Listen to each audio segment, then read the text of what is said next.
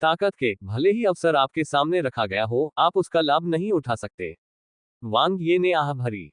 हालांकि उन्हें नहीं पता था कि भविष्यवाणी करने वाले यंत्र में कितने आकाशीय और अंधकीय जाति के विशेषज्ञ शामिल थे, लेकिन संभवतः ची अंबर इसमें सबसे पहले प्रवेश करने वालों में से थे। दुर्भाग्यवश वह इस अवसर का लाभ नहीं उठा सके। अगर वह होता तो वह प्राथमिक एस्ट्रोलैब को नियंत्रित करने का कोई तरीका सोचता।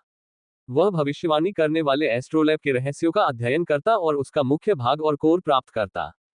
इसके विपरीत ची अंबर के हाथों में ये केवल सत्ता के लिए लड़ने और अपने भाइयों और बहनों के खिलाफ साजिश रचने का एक हथियार बन गया था। यदि तियांजिया राजा को इस बारे में पता चलता तो वह शायद क्रोध से मर जाता। Bang bang bang. वांग ये ने आयामी मार्ग कनेक्शन को नष्ट कर दिया।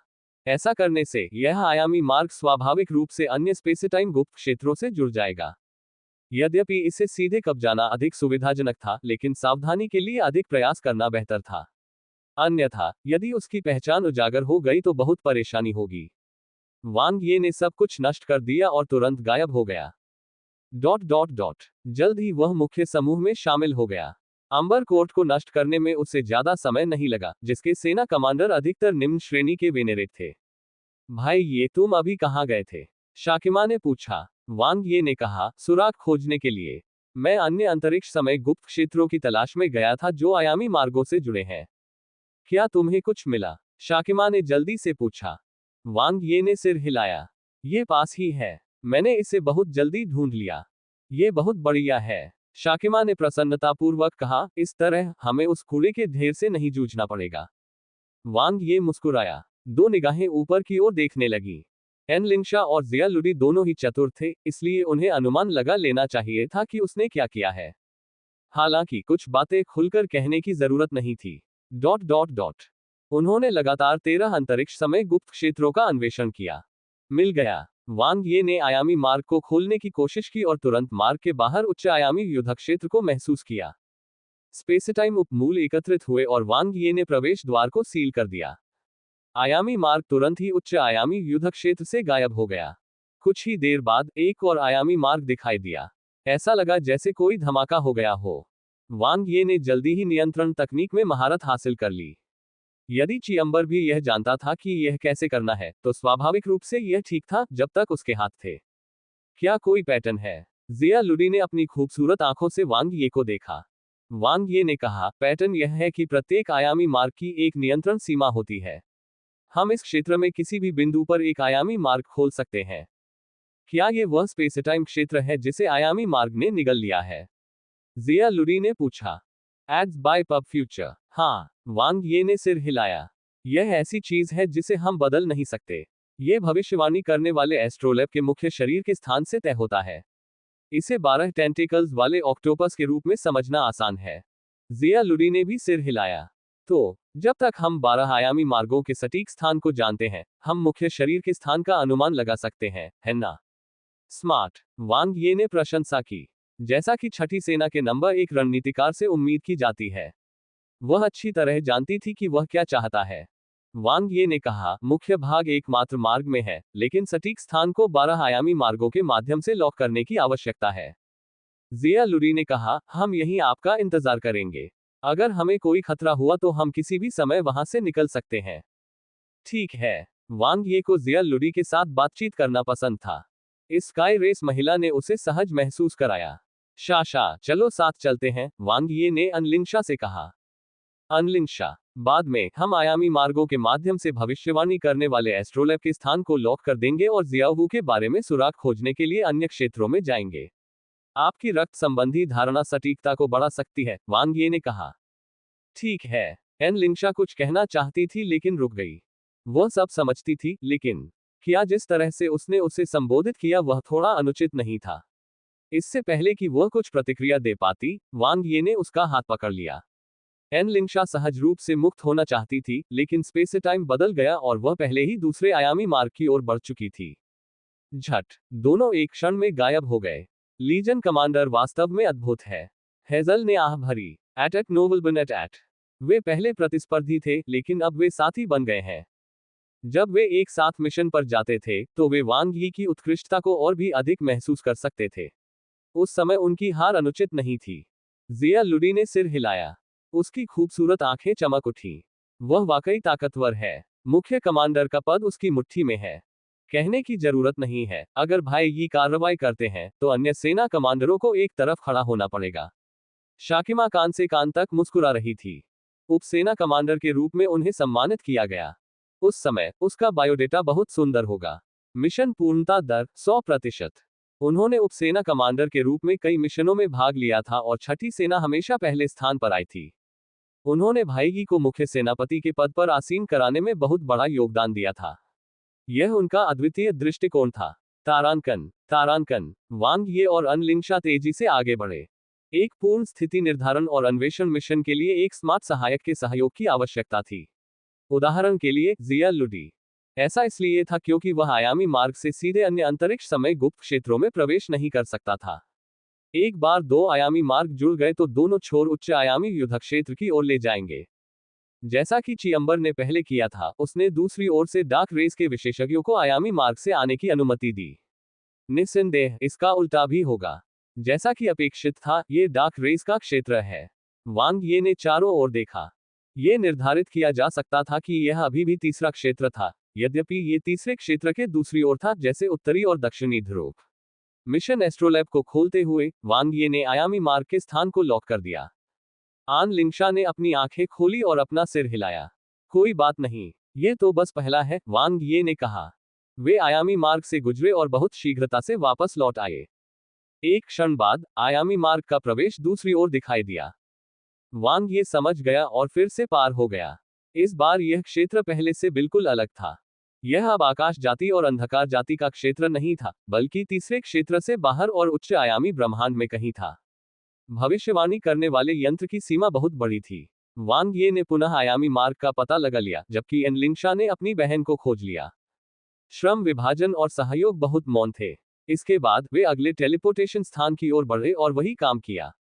जल्द ही वांग यी ने मिशन एस्ट्रोलैब में 10 स्थानों को चिन्हित किया, लेकिन इस बार आयामी मार्ग में कोई बदलाव नहीं हुआ। इसके बजाय ये गायब हो गया, फिर प्रकट हुआ, फिर गायब हो गया, और फिर उसी स्थान पर पुनः प्रकट हो गया। ये टिमटिमाती हुई रोशनी की तरह था। वांग ये को तुरंत समझ आ गया। चलो स्पेसटाइम गुप्त क्षेत्र में वापस चलते हैं, उसने एनलिंगशा से कहा। क्यों? अनलिंगशा थोड़ा उलझन में थी। वांग ये ने कहा, लुरी ने हमें संकेत दिया है। शेष 2 आयामी मार्ग पहले से ही अन्य विशेषज्ञों के नियंत्रण में है। अनलिंगशा और भी चिंतित दिखी। 9 बार टेलीपोर्ट होने के बाद भी उसकी बहन का कोई सुराग नहीं मिला। ऐसा लग रहा था जैसे वह पहले ही। चिंता मत करो, सब ठीक है। वांग ये ने अनलिंगशा को गले लगा लिया। अनलिंगशा, मैंने जियाओ वू के साथ टेलीपैथी की है। वह अब ठीक है, वांग ये ने मुस्कुराते हुए कहा। सचमुच? अनलिंगशा को संदेह हुआ। हाँ, जब मैं तुम्हारा हाथ पकड़ता हूं तो यह एहसास और भी गहरा हो जाता है। वांग ये मुस्कुराया। एनलिंगशा अंतरिक्ष समय गुप्त क्षेत्र कैसा है? शाकिमा ने जल्दी से पूछा। जिया लुरी ने उपसेना कमांडर की ओर देखा। एक बेकार सवाल, उन्हें अनलिंगशा के हाव भाव देखकर ही परिणाम पता चल जाना चाहिए। बुरा नहीं है, हमने 10 निर्देशांक प्राप्त कर लिए हैं, वांग ये ने जवाब दिया। हालांकि यह बहुत सटीक नहीं है, लेकिन रेंज बहुत कम हो गई है। टीम नंबर 1 के लिए। वांग ये ने रुककर एनलिंगशा की ओर देखा। केवल 2 संभावनाएं हैं। वे या तो 2 आयामी मार्गों में हैं जहां हम नहीं जा सकते, या वे एकमात्र मार्ग में प्रवेश कर चुके हैं। उसकी आवाज शांत थी, लेकिन उसके शब्द चौंकाने वाले थे। एड्स बाय पब फ्यूचर। टीम के सदस्य एक दूसरे को देखकर अचंभित हो गए। टीम नंबर 1 ने एकमात्र मार्ग में प्रवेश किया था। वे अंदर कैसे पहुंचे? यह असंभव है। एकमात्र मार्ग में हर जगह स्काई और डार्क जाति के विशेषज्ञ हैं। वे बिल्कुल भी अंदर नहीं जा सकते, एनलिंगशा ने हिचकिचाते हुए कहा। सामान्य परिस्थितियों में वे निश्चित रूप से ऐसा नहीं कर सकते।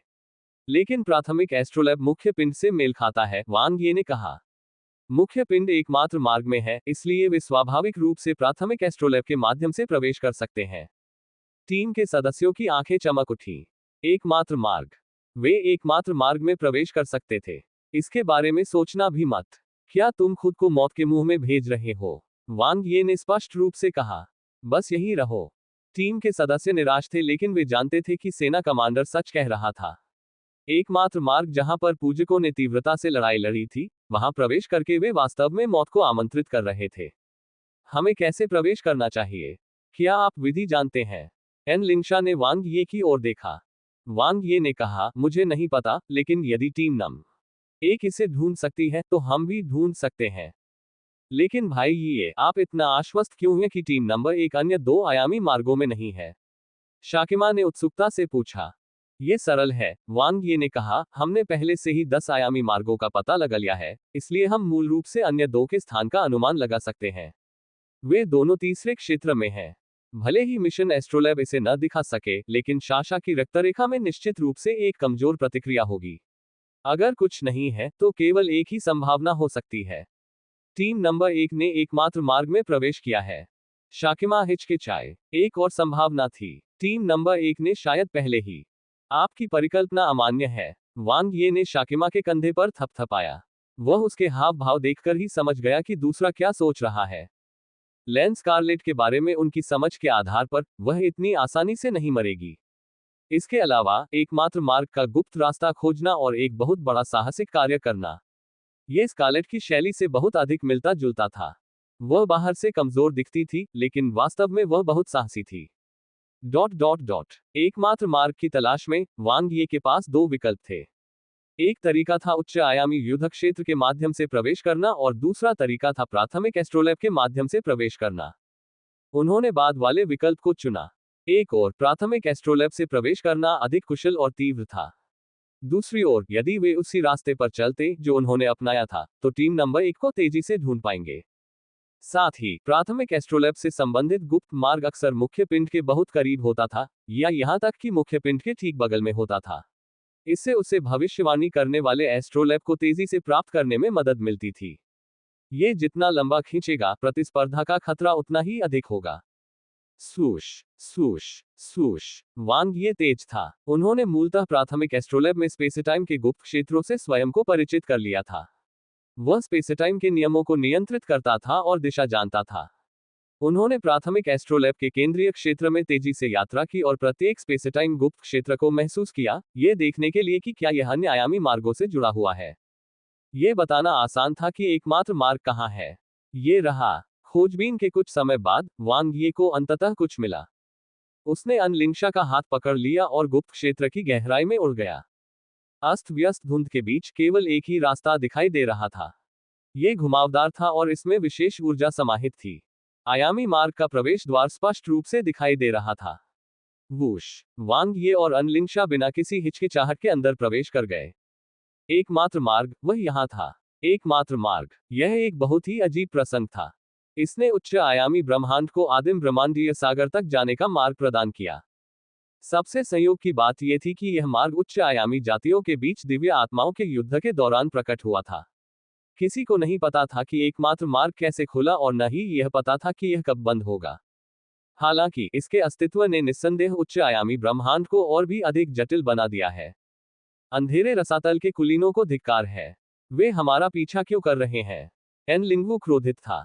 क्योंकि उन्होंने हमें गुप्त रास्ते से निकलते हुए देखा था, इसलिए बेशक, लेंस स्कारलेट ने शांति से कहा। उन्हें लगता है कि हमारे पास दिव्य वस्तु के बारे में सुराग है। उन्हें तो ये भी लगता है कि हमारे पास दिव्य वस्तु है। वे हमें जाने देने के बजाय गलत साबित होना पसंद करेंगे। टीम नम 1 के सदस्यों ने लेंस स्कारलेट का तेज गति से पीछा किया। स्काई रेस का लाभ अब स्पष्ट था। भले ही वे डार्क रेस जितने मजबूत नहीं थे, लेकिन जब तक खुला क्षेत्र था, डार्क रेस के लिए भागती हुई स्काई रेस को पकड़ना आसान नहीं होगा। वास्तव में डार्क रेस को पीछा करने में कई हताहतों का सामना भी करना पड़ा था। लेंस स्कारलेट से निपटना कभी आसान नहीं था। हाई डायमेंशन लॉर्ड बनने के बाद उसकी ताकत में बहुत ज्यादा सुधार हुआ था। वह साजी से बिल्कुल भी कम नहीं थी और डार्क वेनेरेट्स के बराबर थी। अपनी उत्कृष्ट बुद्धिमत्ता के अलावा, भले ही वह खतरे में थी, फिर भी वह शांत रहती थी। यह उच्च आयामी युद्ध क्षेत्र मिशन उसका मौका था। किसी टीम का नेतृत्व करना बस एक स्प्रिंग बोर्ड था। जल्दी या बाद में, वह एक सेना कमांडर, एक मुख्य कमांडर बन जाएगी और एक क्षेत्र का प्रभार लेगी। ऐसा लगता है कि स्काई किंग कॉप्स आगे है। एन लिंगवू की आंखें खुशी से चमक उठी। एट नोबलबन एट। उनके चारों ओर जाओ। लेंस स्कारलेट ने संकोच नहीं किया। एकमात्र मार्ग उच्च आयामी युद्ध क्षेत्र जैसा नहीं है। यहाँ सब कुछ सील है और मिशन एस्ट्रोलैब को बाहरी दुनिया से नहीं जोड़ा जा सकता है। भले ही यह एक युद्ध दल हो जिसके हम करीब हैं, हमें अपना पहरा रखना होगा। हर किसी का लक्ष्य दिव्य वस्तु है। वे दुश्मन हैं, दोस्त नहीं। ठीक है। एन लिंगवू ने गंभीरता से सिर हिलाया। तारांकन, तारांकन, सूश, सूश। दो नए मेहमान अंतहीन एकमात्र मार्ग पर पहुंचे। ये पहली बार था जब वांग ये और अन लिंगशा इस अजीब जगह पर आए थे। उनकी निगाहें जिज्ञासा से भरी थीं। अचानक, मैं इसे महसूस कर सकती हूँ। एन लिंगशा का चेहरा खुशी से चमक उठा। उसने वांग ये का हाथ कसकर पकड़ लिया। मैं अपनी बहन की वंशावली को महसूस कर सकती हूँ। सचमुच, ये बहुत बढ़िया है। वांग ये मुस्कुराया और मिशन एस्ट्रोलैब की ओर देखा। यह मृत था। नक्शा और टीम तो दूर, मिशन भी प्रदर्शित नहीं हो पा रहा था। सख्ती से कहें तो एकमात्र मार्ग उच्च आयामी ब्रह्मांडीय से संबंधित नहीं था। इसके बजाय यह एक विशेष मार्ग था जो आदिम ब्रह्मांडीय सागर में विलीन हो गया था। स्वाभाविक रूप से वह उच्च आयामी ब्रह्मांड के साथ संबंध स्थापित करने में असमर्थ था। दूसरे शब्दों में, क्या वह यहां बिना किसी रोक टोक के अपना कौशल दिखा सकता है? चलो सब कुछ करें। उसे भविष्यवाणी करने वाले यंत्र को नीचे उतारने का कोई उपाय सोचना था। यह न केवल समय और स्थान को निगल सकता था, जिससे यह आकाश जाति का शत्रु बन गया, बल्कि इसमें लंबी दूरी तक टेलीपोर्टेशन करने की क्षमता भी थी, जो बहुत विशेष थी। उसी समय उसे आदिम ब्रह्मांडीय समुद्र से कचरे का ढेर मिल जाता। बहुत अच्छा लगा, लेकिन पहले उन्हें टीम नंबर 1 ढूंढनी थी। वे पहले ही एकमात्र मार्ग में प्रवेश कर चुके थे, इसलिए उन्हें भविष्यवाणी करने वाले खगोल यंत्र के बारे में सुराग पहले ही मिल गए होंगे। तुम किसका इंतजार कर रहे हो? चलो, आगे चलो। वांग ये ने अनलिंगशा की ओर देखा। ठीक है। अनलिंगशा इंतजार नहीं कर सका। रक्त संबंध होना अच्छी बात थी।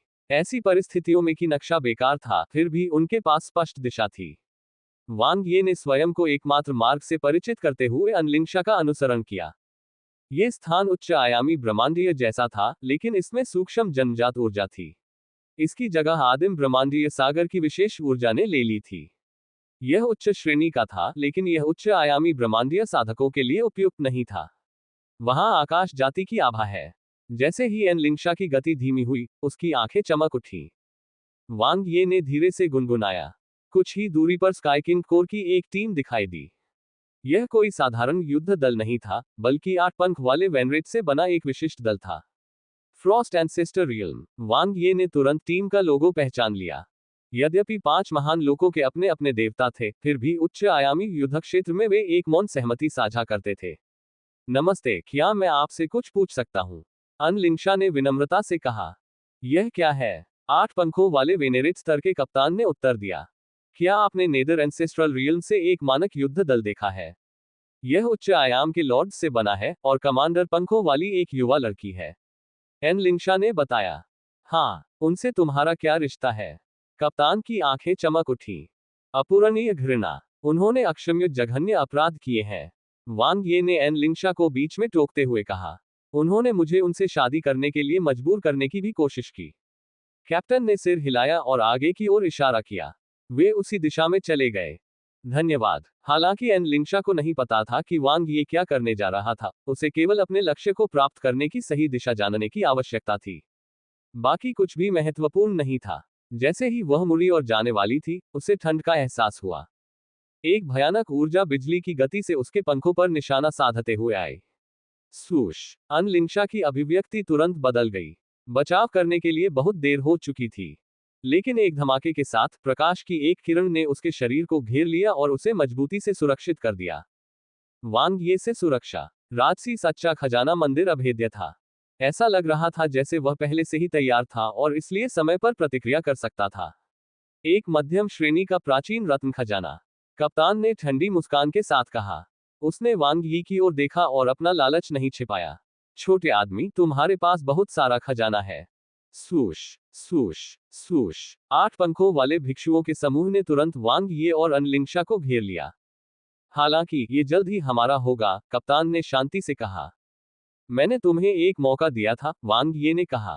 कप्तान, मैं और अधिक परेशानी पैदा नहीं करना चाहता था, लेकिन चूंकि तुम मरने को तैयार हो, वांग ये ने मुस्कुराते हुए कहा, मैं खुशी से तुम्हें तुम्हारे रास्ते पर भेज दूंगा। धमाका। आकाश चक्र खुल गया। दिव्य मूल निर्वाण के सक्रिय होने के साथ ही वांग ये की युद्ध क्षमता तुरंत बढ़ गई। पेरिश सेबर पर लाल और नीली रोशनी आपस में जुड़ गई, क्योंकि वांग ये एक हत्या करने वाला देवता बन गया। नरसंहार। 5 लोग मारे गए और 3 घायल हो गए। फ्रॉस्ट एंसेस्टर क्षेत्र के 8 कुलीन पूज्यों को करारी हार का सामना करना पड़ा। अपने कप्तान के मारे जाने के बाद शेष लोग भाग गए। उनका सामना एक बहुत ही कठिन प्रतिद्वंद्वी से हुआ था। यह तो बहुत ही असामान्य बात थी।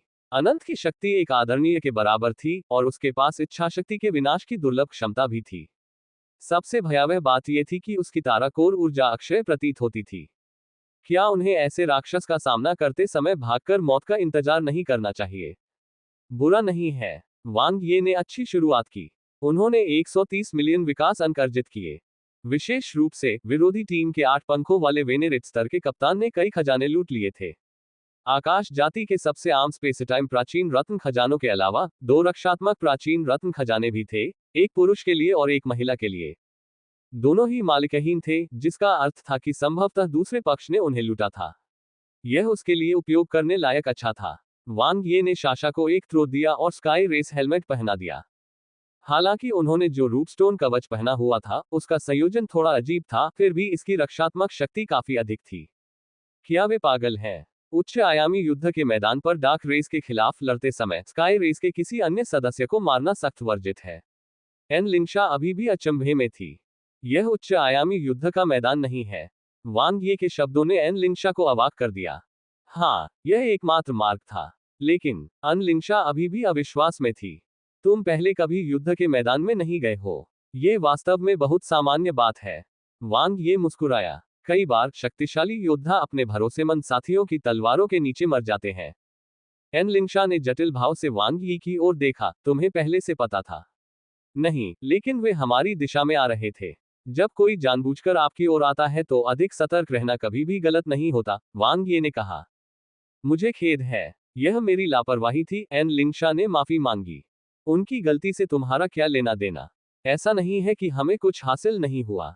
कम से कम इससे तुम्हें सबक तो मिला, वांग ये ने सहजता से कहा। भविष्य में तुम्हें मेरे अलावा किसी पर भरोसा नहीं करना चाहिए। आन लिंशा ने सिर हिलाया। चलो टीम नंबर 1 से मिलते हैं। ऐसा लगता है कि उन पर भी नजर रखी जा रही थी, वांग ये ने कहा। ये स्काई रेस की कुलीन टीम शायद उन्हें निशाना बना रही थी। हमारी तुलना में उनकी युद्ध क्षमता कमजोर है। ठीक है। अन लिंशा की अभिव्यक्ति गंभीर थी। तारांकन। ओह, हमने अंततः उनसे छुटकारा पा लिया, एन लिंगवू ने धीरे से आह भरी। लेंस स्कारलेट ने सिर हिलाया। डार्क रेस की टीमें परेशानी पैदा नहीं करती। स्काई रेस की टीमें परेशानी पैदा करती हैं। सौभाग्य से उन्होंने बीच में ही अपना लक्ष्य बदल दिया। अन्यथा 8 पंखों वाले वेनेरेट्स की उड़ान क्षमता के साथ हम बच नहीं पाते। मुझे उम्मीद नहीं थी कि एकमात्र मार्ग में हमारे सबसे बड़े दुश्मन अन्य स्काई रेस विशेषज्ञ होंगे, एन लिंगवू ने दांत पीसते हुए कहा। हम अब दिव्य वस्तु के लिए लड़ रहे हैं, लेंस स्कारलेट ने कहा। कोई भी परोपकार, धार्मिकता और नैतिकता की परवाह नहीं करता है। एक प्रतियोगी से छुटकारा पाने का मतलब है कि दिव्य वस्तु प्राप्त करने की संभावना अधिक है। कितनी बेशर्मी है, एन लिंगवू झल्लाया। क्या वे निष्पक्ष और खुले तौर पर प्रतिस्पर्धा नहीं कर सकते? लेंस स्कारलेट बोलने ही वाली थी कि अचानक उसकी खूबसूरत आंखें चमक उठी। 2 स्काई रेस और हैं। वे बहुत तेज गति से हमारी ओर आ रहे हैं। आह, एन लिंगवू चौंक गया और फिर प्रतिक्रिया व्यक्त की। वे केवल 2 हैं। हमारे पास 10 हैं। जल्दी करो और चले जाओ। अगर उन्हें पूरा भरोसा न हो, तो वे इतनी तेजी से हम पर हमला नहीं करेंगे, लेंस स्कारलेट ने तुरंत कहा। विशेषज्ञों के बीच लड़ाई में संख्याएं महत्वपूर्ण नहीं होती हैं। उच्च स्तरीय युद्ध कौशल ही निर्णायक कारक होता है। हुश। लेंस स्कारलेट के नेतृत्व में टीम नंबर 1 के सदस्य तेजी से भाग निकले। उन्हें कमांडर के फैसले पर भरोसा था। वे क्यों भाग रहे थे? वांग ये कड़वी मुस्कान के साथ मुस्कुराया। वह जल्द से जल्द टीम नंबर 1 से मिलना चाहता था। किसने सोचा होगा कि लेंस स्कारलेट और अन्य लोग उसे देखते ही बहुत घबरा गए थे और तेजी से भाग गए थे। एकमात्र मार्ग में इधर उधर भागना बहुत खतरनाक था। पतंग मंत्र। वांग ये ने जल्दी से अपनी गुप्त तकनीक का इस्तेमाल किया। उसकी जन्मजात ऊर्जा फूट पड़ी और उसके पंख चमकने लगे, जिससे उसकी गति तुरंत अधिकतम हो गई। वाह, पलक झपकते ही उनके बीच की दूरी तेजी से कम हो गई। टीम नंबर 1 के सदस्यों की आकृतियां उसके सामने प्रकट हुई। जैसे ही वांग ये बोलने वाला था, सामने एक आकृति अचानक हिली। तलवार की तेज रोशनी उस पर पड़ी, जिसमें तलवार का बड़ा रास्ता था। लेंस स्कारलेट का आश्चर्यजनक हमला। ये बिजली की तरह तेज था। हे भगवान, ये तो हत्या थी। क्लैंग। वांग ये ने सीधे वार झेला। तलवारें और कृपाण आपस में टकराए। जन्मजात ऊर्जा में विस्फोट हुआ और उतार चढ़ाव आया। वांग ये और लेंस कार्लेट तुरंत अलग हो गए और उनके हाव भाव अलग थे। लेंस कार्लेट, जो पहले से ही चौकन्नी थी, ने अपना मुंह थोड़ा खोला और चौड़ी आंखों से वांग ये को देखा। उसका हाव भाव बहुत प्यारा था। मैं यहाँ हूँ, स्कारलेट। वांग ये मुस्कुराया। क्या तुम मेरा स्वागत इस तरह से करती हो? Legion commander. टीम के सदस्यों ने भी उत्साहित भाव प्रकट किए। एकमात्र मार्ग में प्रवेश करने के बाद कई डार्क रेस टीमों ने उनका पीछा किया था और उनकी स्थिति काफी खतरनाक थी। उनके लिए वांग ये को देखना प्रकाश की किरण को देखने जैसा था। उन्हें तुरंत आशा की किरण दिखी। तुम यहाँ क्यों हो? लेंस कार्लेट ने आश्चर्य से वांग ये को देखा। क्या मैंने तुम्हें नहीं बताया कि हम ठीक हैं? क्या आप इस बात की बात कर रहे हैं कि आपके गायब होने के बाद आपके आकाशीय गुण बढ़ गए हैं? वांग ये ने पूछा। लेंस कार्लेट ने सिर हिलाया। हम दिव्य वस्तु के स्पेसटाइम गुप्त क्षेत्र से बाहर निकलने की खोज कर रहे थे, तभी हमें एकमात्र मार्ग का गुप्त मार्ग मिल गया। मुझे डर था कि एकमात्र मार्ग में प्रवेश करने के बाद हम आपसे संपर्क नहीं कर पाएंगे, इसलिए मैंने एक डार्क रेस खजाने को परिवर्तित कर दिया। तुम बहुत चतुर हो, वांग ये ने सोचा। स्कारलेट काफी विचारशील थी। ऐसा इसलिए था क्योंकि एकमात्र मार्ग में प्रवेश करने के बाद यह उच्च आयामी ब्रह्मांड को छोड़ने जैसा था। मिशन एस्ट्रोलैब अपनी प्रभावशीलता खो देगा। मैंने अनुमान लगाया था, वांग ये ने कहा। तो फिर तुम क्यों आए? लेंस कार्लेट ने पूछा। मैं तुम्हारे बारे में चिंतित था, वांग ये ने मुस्कुराते हुए कहा। आप दिव्य वस्तु के स्वामित्व के बारे में चिंतित हैं, है ना? लेंस कार्लेट मुस्कुराए। बिल्कुल सही। चलो साथ मिलकर इसकी तलाश करते हैं। भले ही हम इसे न पा सकें, लेकिन जब तक हमें कोई सुराग मिल जाए, ये हमारी छठी सेना की स्काई मेरिट को शीर्ष पर पहुंचाने के लिए पर्याप्त होगा। कोई जरूरत नहीं, वांग ये ने कहा। लेंस कार्लेट ने कहा, जब तक हम सावधान रहें, तब तक सब ठीक है। हालांकि यहाँ कई डार्क रेस की टीमें हैं, लेकिन उनकी उड़ान क्षमता हमारी जितनी अच्छी नहीं है। वे हमें हरा सकते हैं, लेकिन वे हमें मार नहीं सकते। वांग ये ने कहा, मेरा मतलब यह है कि स्काई की योग्यता और चीफ कमांडर के पद के बारे में चिंता मत करो। क्यों? एन लिंगवू बीच में बोलने से खुद को रोक नहीं सका। क्योंकि तुम लोग पहले से ही पहले स्थान पर हो। एक लिंगशा उसके पीछे प्रकट हुई, और उसके 8 पंखों वाले वेनेरेट स्तर की आभा ने तुरंत टीम के सदस्यों की आंखों को चमका दिया। बहन, तुम यहाँ क्या कर रही हो? एन लिंगवू को सुखद आश्चर्य हुआ। जब अचानक मेरा आपसे संपर्क टूट गया तो मैं आपके बारे में चिंतित हो गई थी। एन लिंगशा ने एन लिंगवू को गले लगाया, जो उस पर झपटी और उसके चेहरे पर मुस्कान आ गई। ये देखकर कि उसकी बहन सुरक्षित और स्वस्थ है, उसके दिल को आखिरकार राहत मिली। चिंता मत करो, स्कारलेट के साथ हम इतनी आसानी से मुसीबत में नहीं पड़ेंगे। एन लिंगवू मुस्कुराए। फिर उसे अचानक कुछ एहसास हुआ। तुमने अभी क्या कहा, बहन? हमें पहला स्थान कब मिला? लेंस कार्लेट ने भी असमंजस में वांग ये को देखा। उच्च आयामी युद्ध के मैदान पर मैं बस डार्क वेनरेट्स की कुछ तरंगों को मारने के लिए हुआ, इसलिए हमारे आकाश गुणों का योग नंबर 1 है। वांग ये ने इसे टाल दिया। डार्क वेनेरेट्स की कुछ लहरें। टीम नम 1 के सदस्य दंग रह गए। इन शब्दों से ऐसा प्रतीत होता था मानो डार्क वेनरेट्स बहुत कमजोर थे। एकमात्र मार्ग में उन्हें निराशा की हद तक पीछा किया गया था। यहां तक कि उनमें से सबसे मजबूत, उनके कमांडर, मुश्किल से डार्क वेनेरेट्स के साथ मुकाबला कर सकते थे। तुम फिर से मजबूत हो गए। लेंस कार्लेट ने अपनी खूबसूरत आंखों से वांग ये को देखा। वह वांग ये की पिछली ताकत जानती थी। उसके लिए अंधेरे रसातल के उच्च आयाम वाले भगवान स्तर के कुलीनों को मारना कोई समस्या नहीं थी। हालांकि डार्क वेनेरेट्स, यहां तक कि एन लिंगशा की मदद के बावजूद भी यह बेकार था। अच्छा, थोड़ा सा, वांग ये ने विषय बदल दिया। वैसे क्या आपको दिव्य वस्तु, भविष्यवाणी करने वाले एस्ट्रोलैब के बारे में कोई सुराग मिला? दिव्य वस्तु, भविष्यवाणी करने वाला एस्ट्रोलैब। यह पहली बार था जब लेंस कार्लेट ने इस नाम के बारे में सुना था। उसने अपना सिर हिलाया। काश हमारे पास सुराग होते। अब सभी टीमें एकमात्र मार्ग की खोज कर रही हैं, दिव्य वस्तु द्वारा कुछ विशेष हरकतें दिखाने की प्रतीक्षा कर रही हैं। हालांकि इसमें कुछ बहुत ही अजीब बात है। जब दिव्य वस्तु एकमात्र मार्ग में प्रवेश करती है, तो इसकी विशाल ऊर्जा के कारण एकमात्र मार्ग में हिंसक रूप से उतार चढ़ाव होने लगता है। लेकिन उसके बाद ये बिना किसी निशान के गायब हो जाता है। इसमें कोई असामान्य हलचल नहीं होती। क्या इसमें लगातार उतार चढ़ाव नहीं होना चाहिए? वांग ये ने सिर हिलाया। लेंस कार्लेट बहुत सावधान थी। उन्होंने इसकी खोज भी की थी। जैसे ही उसने एक आयामी मार्ग को नियंत्रित किया, वह इसके बारे में अच्छी तरह से जागरूक हो गया। इस आयामी मार्ग की सीमा में शुरू से अंत तक कोई परिवर्तन नहीं आया, थोड़ा सा भी नहीं। एक मालिकहीन दिव्य वस्तु एक मालिकहीन रत्न खजाने या संत खजाने के समान थी। उनके पास इच्छाशक्ति थी और वे अपने आप आगे बढ़ सकते थे। मूल इच्छाशक्ति की स्वायत्त क्रिया स्वाभाविक रूप से भोजन करना थी। फिर भी ये बहुत आलसी था। ये बस वहीं पर रुका रहा और अपनी इच्छानुसार स्पेस टाइम को निगलने के लिए अपने 12 टेंटेकल पर निर्भर रहा। इसका कोई मतलब नहीं था। आखिरकार एक सामान्य शिकारी तो लगातार घूमता ही रहेगा। हालांकि भविष्यवाणी करने वाले यंत्र ने अपनी दिशा भी नहीं बदली, चलना तो दूर की बात थी। ऐसा लगा जैसे इसे वहीं पर ठीक कर दिया गया हो।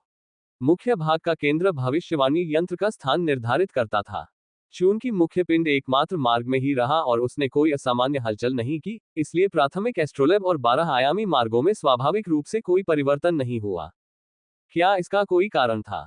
क्या ऐसा हो सकता है कि उसे पकड़े जाने का डर था, इसलिए उसने हिलने की हिम्मत नहीं की?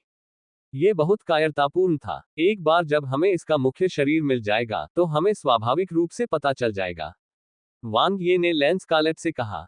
बहुत ज्यादा अनुमान लगाने की जरूरत नहीं थी। जब तक उन्हें भविष्यवाणी करने वाला यंत्र मिल जाता, सच्चाई सामने आ जाती। उनके अंतर्ज्ञान और अनुभव ने उन्हें बताया कि कुछ गड़बड़ है। बस उन्हें अभी तक इसका कारण पता नहीं था। एट नोबल एट तुम्हें पता है कि वह दिव्य वस्तु कहाँ है? लेंस कालेट ने पूछा। मैं अनुमानित सीमा पर लॉक कर सकता हूँ, वांग ये ने कहा। पहले आप लोगों ने भविष्यवाणी करने वाले एस्ट्रोलैब के प्राथमिक एस्ट्रोलैब में प्रवेश किया था। यह 12 आयामी मार्गों से जुड़ा हुआ है। 12 मार्गों के माध्यम से हम इसके मुख्य भाग का सटीक स्थान निर्धारित कर सकते हैं। बहुत बढ़िया। एन लिंगबू ने प्रशंसा से वांग ये को देखा। उसका पति सब कुछ जानता था, यहां तक कि दिव्य वस्तुओं के बारे में भी। सटीक स्थान। लेंस कालेट को एहसास हुआ कि वांग यी के शब्द विरोधाभासी थे। तो फिर आप केवल अनुमानित सीमा पर ही क्यों लॉक कर सकते हैं? वांग ये मुस्कुराया। क्योंकि 2 आयामी मार्ग व्यस्त हैं, इसलिए मैं केवल अन्य 10 मार्गों तक ही जा सकता हूं। 2 आयामी मार्ग कहां ले जाते हैं? लेंस कालेट ने पूछा। वांग ये ने धीमी आवाज में कहा, एक को दूसरे क्षेत्र की ओर ले जाना चाहिए। जहां तक दूसरे का सवाल है, मैं इसका अनुमान नहीं लगा सकता। क्यों? अगर यह घड़ी की तरह है तो आप इसका अनुमान लगाने में सक्षम होंगे, लेंस कार्लेट ने कहा। ने अपना सिर हिलाया। ये घड़ी नहीं है। ये ऑक्टोपस के तंतुओं की तरह अलग अलग स्पेस टाइम में बिखरी हुई है। वास्तव में एक पैटर्न है। मुख्य भाग का सटीक स्थान संभवतः एकमात्र मार्ग के आसपास है। दूसरा क्षेत्र या तीसरा क्षेत्र। यह आदिम ब्रह्मांडीय सागर तो नहीं हो सकता, है ना? लेंस कार्लेट ने पूछा। बिल्कुल नहीं, वांग ये ने सहजता से उत्तर दिया। अचानक उसकी अभिव्यक्ति थोड़ी बदल गई और वह हैरानी से लेंस कार्लेट को देखने लगा। वक्ता ने तो इस पर अधिक विचार नहीं किया, लेकिन श्रोता ने इसे दिल से ले लिया। वह एक बहुत महत्वपूर्ण बात भूल गया था। जिस क्षण से उन्होंने प्राथमिक एस्ट्रोलैब में प्रवेश किया, चियंबर के कारण उन्होंने अवचेतन रूप से सोचा कि अन्य 2 आयामी मार्ग और संबंधित स्पेसटाइम गुप्त क्षेत्र आकाश जाति या डार्क रेस के भाग्यशाली लोगों द्वारा प्राप्त किए गए थे। हालांकि एक दूसरी संभावना भी थी। क्या होगा यदि भविष्यवाणी करने वाला यंत्र मालिकहीन न हो, बल्कि उसे जानबूझकर किसी विशेषज्ञ द्वारा नियंत्रित किया जा रहा हो? क्या होगा यदि 2 जुड़े हुए और सीलबंद आयामी मार्ग एक छोर पर आदिम ब्रह्मांडीय सागर से और दूसरे छोर पर दूसरे क्षेत्र से जुड़ जाएं? भविष्यवाणी करने वाले यंत्र का प्रकट होना बहुत ही संयोगवश था। ये शक्ति जाति के उद्भव और आकाश जाति की घुसपैठ के साथ लगभग पूरी तरह से समन्वयित था। यदि वह 2 उच्च आयामी युद्ध क्षेत्रों को जोड़ दे। जवाब स्पष्ट था। ओह, वांग ये ने आह भरी। हालांकि ये सिर्फ उसके अनुमान थे, उसने 2 उच्च आयामी युद्ध क्षेत्र मिशनों का अनुभव किया था और उसके पास आकाशीय जाति और अंधकारीय जाति दोनों से बहुत सारी जानकारी थी। ये पूरी तरह से संभव था। जब उसे भविष्यवाणी करने वाला यंत्र मिल जाएगा तो वह रहस्य से पर्दा उठा सकेगा। तुमने क्या सोचा? लेंस कार्लेट ने अपनी खूबसूरत आंखों से वांग ये को देखा। कोई बात नहीं, चलो पहले भविष्यवाणी करने वाला यंत्र ढूंढते हैं, वांग ये ने कहा। वही कुंजी है। ठीक है। लेंस कार्लेट ने थोड़ा सिर हिलाया। अचानक उसका सुंदर चेहरा थोड़ा बदल गया। उसने भौहें सिकोड़ी। वे फिर से आ गए। वांग ये को भी इसका एहसास हुआ। उनके पीछे कई डार्क वेनरेट्स की आभाएं तेजी से आ रही थी। हमने कई बार लड़ाई की है। अंधेरे रसातल के ये वेनेरेट स्तर के कुलीन लोग बहुत परेशान करने वाले हैं, लेंस कार्लेट ने कहा। वे हमें जाने नहीं देंगे। वे जानते हैं कि वे हमें मार नहीं सकते और हमसे आगे नहीं भाग सकते, लेकिन वे हमारा पीछा करते रहते हैं। अंधकार में जाती इसी तरह व्यवहार करती है। वांग ये हंसा। उस समय शियाओपी को वेनरेट हैंग ने इस हद तक परेशान किया कि उसके मन में उच्च आयामी युद्ध क्षेत्र के प्रति मनोवैज्ञानिक आघात उत्पन्न हो गया। चलो चलें, उन पर ध्यान न दें, हमें कुछ महत्वपूर्ण काम निपटाने हैं, लैंस स्कारलेट ने कहा। कोई जरूरत नहीं है, चलो पहले इस कष्टप्रद पूंछ को काट दें, इसमें ज्यादा समय नहीं लगेगा, यहां मेरा इंतजार करो। वांग ये मुस्कुराया। ऐसा कहने के बाद वांग ये प्रकाश की एक धारा में बदल गया और डार्क वेनरेट्स की ओर उड़ गया। लैंस स्कारलेट और टीम नंबर 1 के सभी सदस्य दंग रह गए। क्या सेना कमांडर पागल था? विरोधी टीम में कुल 5 वेनरेट थे और एक उच्च श्रेणी का वेनरेट भी अग्रणी था। सेनापति केवल एक शाश्वत था, चाहे वह कितना भी शक्तिशाली क्यों न हो, वह संभवतः उनका मुकाबला नहीं कर सकता था। स्कारलेट, चलो उसकी मदद करते हैं। एन लिंगवू के बोलने के बाद वह जल्दी से उसके पीछे भागी। आन लिंगशा ने आह भरी और अपनी बहन के पीछे चली गई। चूंकि हम लड़ने जा रहे हैं तो चलो साथ मिलकर लड़ें। चलो और सेना कमांडर की मदद करें, लैंस स्कारलेट ने अपनी टीम के सदस्यों से कहा। चलो अंधेरे रसातल के इन कुलीनों के साथ मामले को खत्म करते हैं। हाँ कमांडर, टीम के सदस्यों का मनोबल ऊंचा था। Dot dot dot. हुश हुश हुश। आकाशीय दौड़ के आंकड़े उड़ गए। हालांकि जब वे वहां पहुंचे तो उनके सामने का दृश्य देखकर उनके होश उड़ गए। ये खत्म हो गया था। यहां तक कि लैंस स्कारलेट भी थोड़ा चकित था। उन्होंने देखा कि 4 डार्क वेनरेट्स की लाशें पड़ी थी, बाकी एक गायब हो गया था। वांग यी का शरीर अभी भी बची हुई ऊर्जा से ढका हुआ था। ये स्पष्ट था कि उसने अभी अभी एक भयंकर युद्ध का अनुभव किया था, लेकिन ये बहुत तेज था। इतने कम समय में 4 मर गए और एक भाग गया। क्या हुआ? आन लिंगवू ने सदमे से अपना मुंह ढक लिया। उसने वांग यी का अंतिम हमला देखा। कृपाण की रोशनी मक्खन को चीरती हुई गर्म चाकू की तरह थी। एक के विरुद्ध 2, इसने एक डार्क वेनेरेट की रक्षा को चकनाचूर कर दिया और उसकी इच्छाशक्ति को तुरंत नष्ट कर दिया। इसके तुरंत बाद अंधेरे रसातल के प्रमुख अभिजात वर्ग ने एक गुप्त भागने की तकनीक का इस्तेमाल किया और भाग गए। उसका पति बहुत ताकतवर था। उसके हमलों की शक्ति और शरीर की मजबूती डार्क रेस से कहीं बेहतर थी, जो नजदीकी मुकाबले में माहिर थी। पूर्ण दमन, वह शुरू से ही ऐसा ही रहा है, एन लिंगशा ने शांति से कहा। वह जानती थी कि वांग यी का रिकॉर्ड कितना चौंकाने वाला था, लेकिन वह पहले ही स्तब्ध हो चुकी थी। सच में, एन लिंगवू ने खुद से कहा। और क्यों आपको लगता है कि छठी सेना ने प्रथम स्थान प्राप्त किया?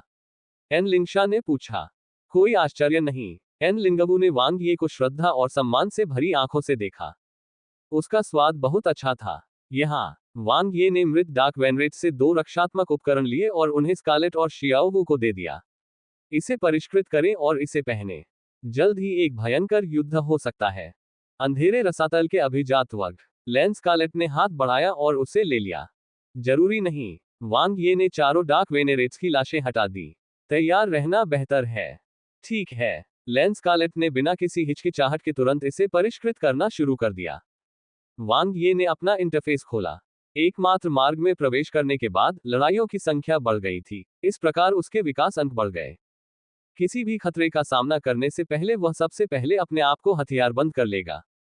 क्या आप आदिम आत्मा के सहज महान पथ को उन्नत करने के लिए 500 मिलियन विकास बिंदु खर्च करना चाहते हैं? हाँ, उन्नत क्षेत्र, मार्शल उपासना क्षेत्र और मार्शल संत के संकेत पत्र के रूप में आदिम आत्मा के सहज महान पथ ने युद्ध कौशल में भारी वृद्धि प्रदान की। जब इसे मार्शल सेंट द्वारा बनाई गई शीर्ष गुप्त तकनीक के साथ जोड़ा गया, तो ये बाघ को पंख लगाने जैसा था।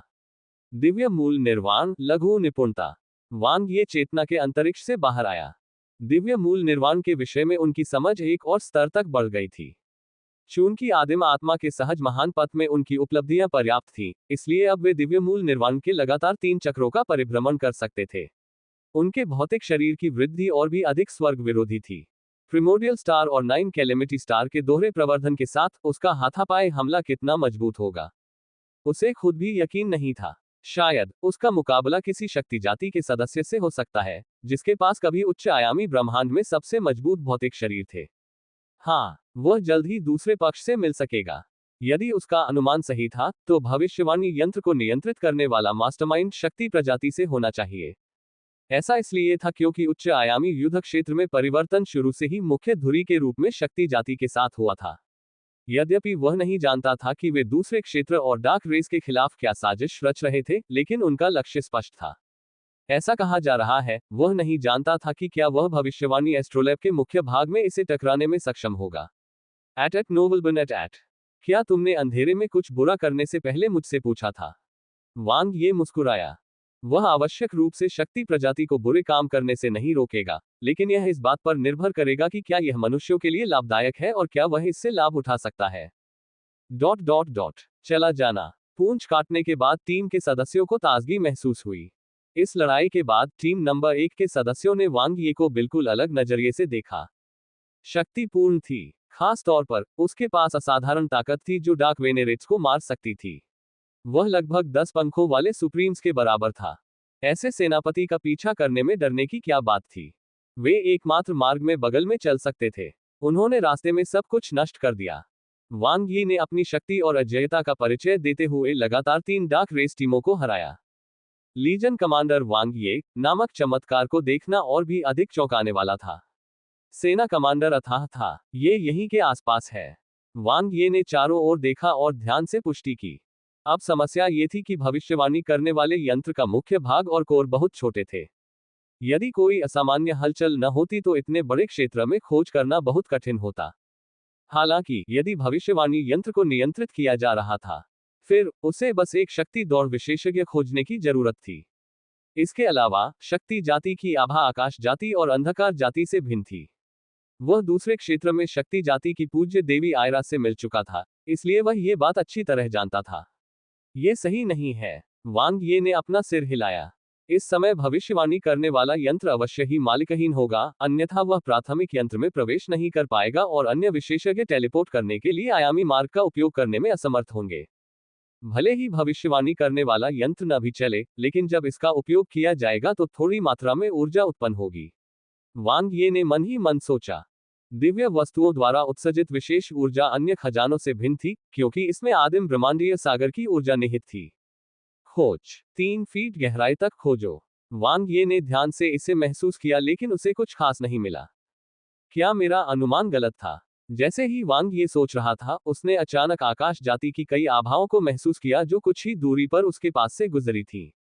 ऐसा लगता है कि वे स्वस्थ हो रहे हैं। एन लिंगवू को भी यह महसूस हुआ। हाँ, हर किसी का लक्ष्य दिव्य वस्तु है, लैंस कार्लेट ने कहा। वांग ये ने अपने पंख वापस खींच लिए। उसने अपना सिर घुमाया और दूर आकाश जाति की आभा के स्थान को देखा। उसकी आंखें चमक उठी। ऐसा लग रहा था जैसे उसने गलत लक्ष्य निर्धारित कर लिया हो। जिन लोगों के पास भविष्यवाणी करने वाला यंत्र था, जरूरी नहीं कि वे शक्तिवान जाति से हो। शायद यह आकाशीय जाति थी, और शायद गुप्त पैतृक क्षेत्र की आकाशीय जाति भी है या नहीं, ये तो एक परीक्षण से पता चल जाएगा। रुको, वांग ये ने टीम नम 1 पर चिल्लाया। लैंस कार्लेट और एन लिंगवू, जो क्रमशः कमांडर और उप कमांडर थे, ने देखा। 1 मिनट रुको, युद्ध के लिए तैयार हो जाओ, वांग ये ने शांति से कहा।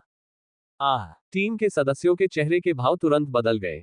क्या वह फिर से डार्क रेस को मारने जा रहा था? क्या तुमने डार्क रेस की आभा को महसूस किया? लैंस कार्लेट ने पूछा। नहीं, ये स्काई रेस है। वांग ये ने अपना सिर हिलाया। क्या आपको लगता है कि वे हम पर हमला करेंगे? लैंस कार्लेट को स्काई रेस टीम की आभा भी महसूस हो रही थी, जो कुछ ही दूरी पर ठीक हो रही थी। वांग ये ने कहा, यह इस बात पर निर्भर करता है कि क्या उनका कोई गुप्त उद्देश्य है। दूसरे लोक में होने वाला युद्ध उसके मन में उभर आया। उस समय ये हिडन एंसेस्ट्रल रियल्म के किंग कॉप्स थे, जिन्होंने स्ट्रेंथ रेस के वेनेरेट आयरा के साथ सौदा किया था। यद्यपि उसने उनका सफाया कर दिया था और आयरा को भी ढूंढ लिया था, जो दूसरे क्षेत्र में छिपी हुई थी, फिर भी वह नहीं जानता था कि उन्होंने क्या गुप्त सौदा किया था। इसके अलावा वह आयरा से बहुत कम लाभ उठा पाया था। दोनों पक्षों को पता था कि वे एक दूसरे से रहस्य छुपा रहे हैं। अगर छिपे हुए पैतृक क्षेत्र में वास्तव में एक दोषी विवेक है। जैसे ही यह विचार वांग ये के दिमाग में कौंधा, स्काई रेस टीम, जिसकी आभा वे दूर से ही महसूस कर सकते थे, धीरे धीरे पास आ रही थी। उन्होंने एक शक्तिशाली दबाव छोड़ा। ऐसा लग रहा था जैसे वे चाहते थे। वे चाहते हैं कि हम चले जाएं। लैंस कार्लेट ने वांग ये की ओर देखा। वांग ये ने सिर हिलाया। इस बिंदु पर उनका पिछला अनुमान मूलतः पुष्टि हो गया। तो फिर देखते हैं कि कौन जिंदा बचता है। वांग यी के हाथ में पेरिश सेबर चमक उठा और एक बढ़ती हुई हत्या की मंशा प्रकट हुई। उसने अपनी युद्ध आभा को बिल्कुल भी नहीं छिपाया। वह बिजली की तरह चमक रहा था और सीधे आगे की ओर भाग रहा था। एट नोबलबन एट कुछ दूरी पर स्काई रेस के सदस्यों का एक समूह दिखाई दिया। 5 पूज्यों के नेतृत्व में गुप्त पैतृक क्षेत्र के राजा दल को तब थोड़ा आश्चर्य हुआ जब उन्होंने देखा कि वांग यी अकेले उन पर हमला कर रहा है। उन्होंने यह उम्मीद नहीं की थी कि मात्र 4 पंखों वाला इटर्नल ऐसा कुछ कर सकता है, जिससे वे बहुत हैरान हो गए। हालांकि उन्हें तुरंत ही पता चल गया कि वे गलत थे।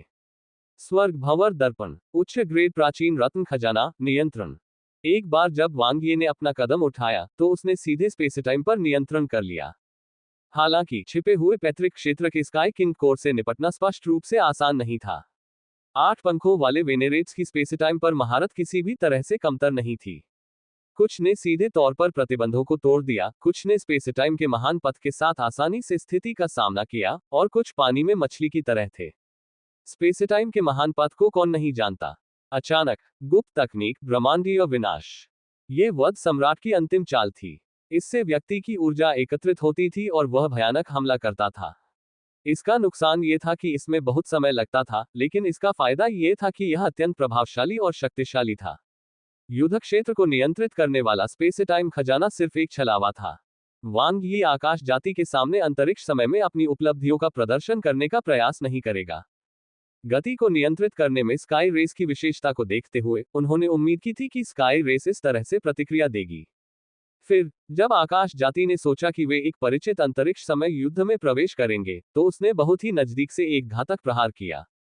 धमाका। वांग यी की युद्ध क्षमता भयानक थी। इसने अग्रणी उच्च श्रेणी के वेनेरेट के कवच को चकनाचूर कर दिया, उसकी छाती की रक्षा करने वाले सफेद प्राचीन रत्न खजाने को तोड़ दिया और सर्वोच्च संत के शरीर को भी नष्ट कर दिया जो कि डार्क रेस से कमजोर था। सहज ऊर्जा का विस्फोट हुआ। वांग यी के पंख चमक उठे और उसने तुरंत इच्छाशक्ति का प्रयोग कर विनाश कर दिया। बैंगनी प्रकाश सुई एक बैंगनी स्पाइक की तरह थी जो उच्च श्रेणी के वेनेरेट के चेतना खजाने में घुस गई थी। तारे के केंद्र की ऊर्जा प्रवाहित हुई और उसकी इच्छाशक्ति प्रस्फुटित हुई। धमाका। उच्च कोटि का वेनेरेट बिजली की गति से राख में तब्दील हो गया। स्तर 9 के सॉवरेन वेनेरेट को मार डाला। 36 मिलियन विकास अंक प्राप्त किए। तत्काल मारा। वांग यी के भयावह पहले हमले ने असमान ताकत की इस लड़ाई पर गहरा आघात किया था। स्वूश स्वूश स्वूश। हिडन एंसेस्ट्रल रियल्म के स्काई रेस विशेषज्ञ सभी दंग रह गए। क्या हुआ? उनका मुख्य सेनापति इतनी जल्दी कैसे मर गया? Foot foot. जब लेंस स्कारलेट और एन लिंगशा पहुंचे, तो यह आखिरी क्षण था जब वांग यी ने उच्च श्रेणी के वेनेरेट की इच्छाशक्ति का सफाया कर दिया। ये काम पलक झपकते ही हो गया। वांग यी की ताकत ने लेंस स्कारलेट को चकित कर दिया। उसने ये भी नहीं देखा कि वांग यी ने उच्च श्रेणी के वेनेरेट को कैसे मार डाला। वह तो मुख्य कमांडर स्तर का विशेषज्ञ था। फिर भी वांग यी के सामने वह इतना कमजोर था कि वह एक भी वार नहीं झेल सका। अब उसे पता चल गया था कि वांग यी को मुख्य कमांडर के पद में रुचि क्यों नहीं थी। ऐसा इसलिए था क्योंकि यह उसके लिए कुछ भी नहीं था। पिंग। वांग यी ने हत्याएं जारी रखी। यद्यपि लेंस स्कारलेट और एन लिंगशा को इसका कारण नहीं पता था, फिर भी वे निर्णायक रूप से लड़ाई में शामिल हो गए। एक एक करके उन्होंने छिपे हुए पैतृक क्षेत्र के राजा कोर के भक्तों के खिलाफ लड़ाई लड़ी। टीम नंबर 1 के सदस्य एक के बाद एक पहुंचे और छिपे हुए पैतृक क्षेत्र के राजा कोर के स्वर्गीय योद्धाओं के साथ लड़े। यह एक अराजक युद्ध था। चाहे वह उन्नत युद्ध कौशल हो या संख्या, छिपे हुए पैतृक क्षेत्र के राजा कोर के पास पूर्ण लाभ था। लेकिन अब वे लोग दबे हुए थे और उनमें लड़ने की ताकत नहीं थी। मूलतः वे अभी भी प्रतिरोध कर सकते थे। हालांकि उनके मुख्य कमांडर को एक ही वार में मार दिया गया था। इसके साथ ही उन्होंने अपनी सबसे मजबूत युद्ध क्षमता खो दी थी और दुश्मन के आतंक को देखा था। इस प्रकार उनकी लड़ाकू भावना और युद्ध की मंशा बिखर गई। यदि उन्हें यंग मास्टर मोन्टार की रक्षा नहीं करनी होती और मिशन पूरा नहीं करना होता, तो वे अब तक भाग चुके होते।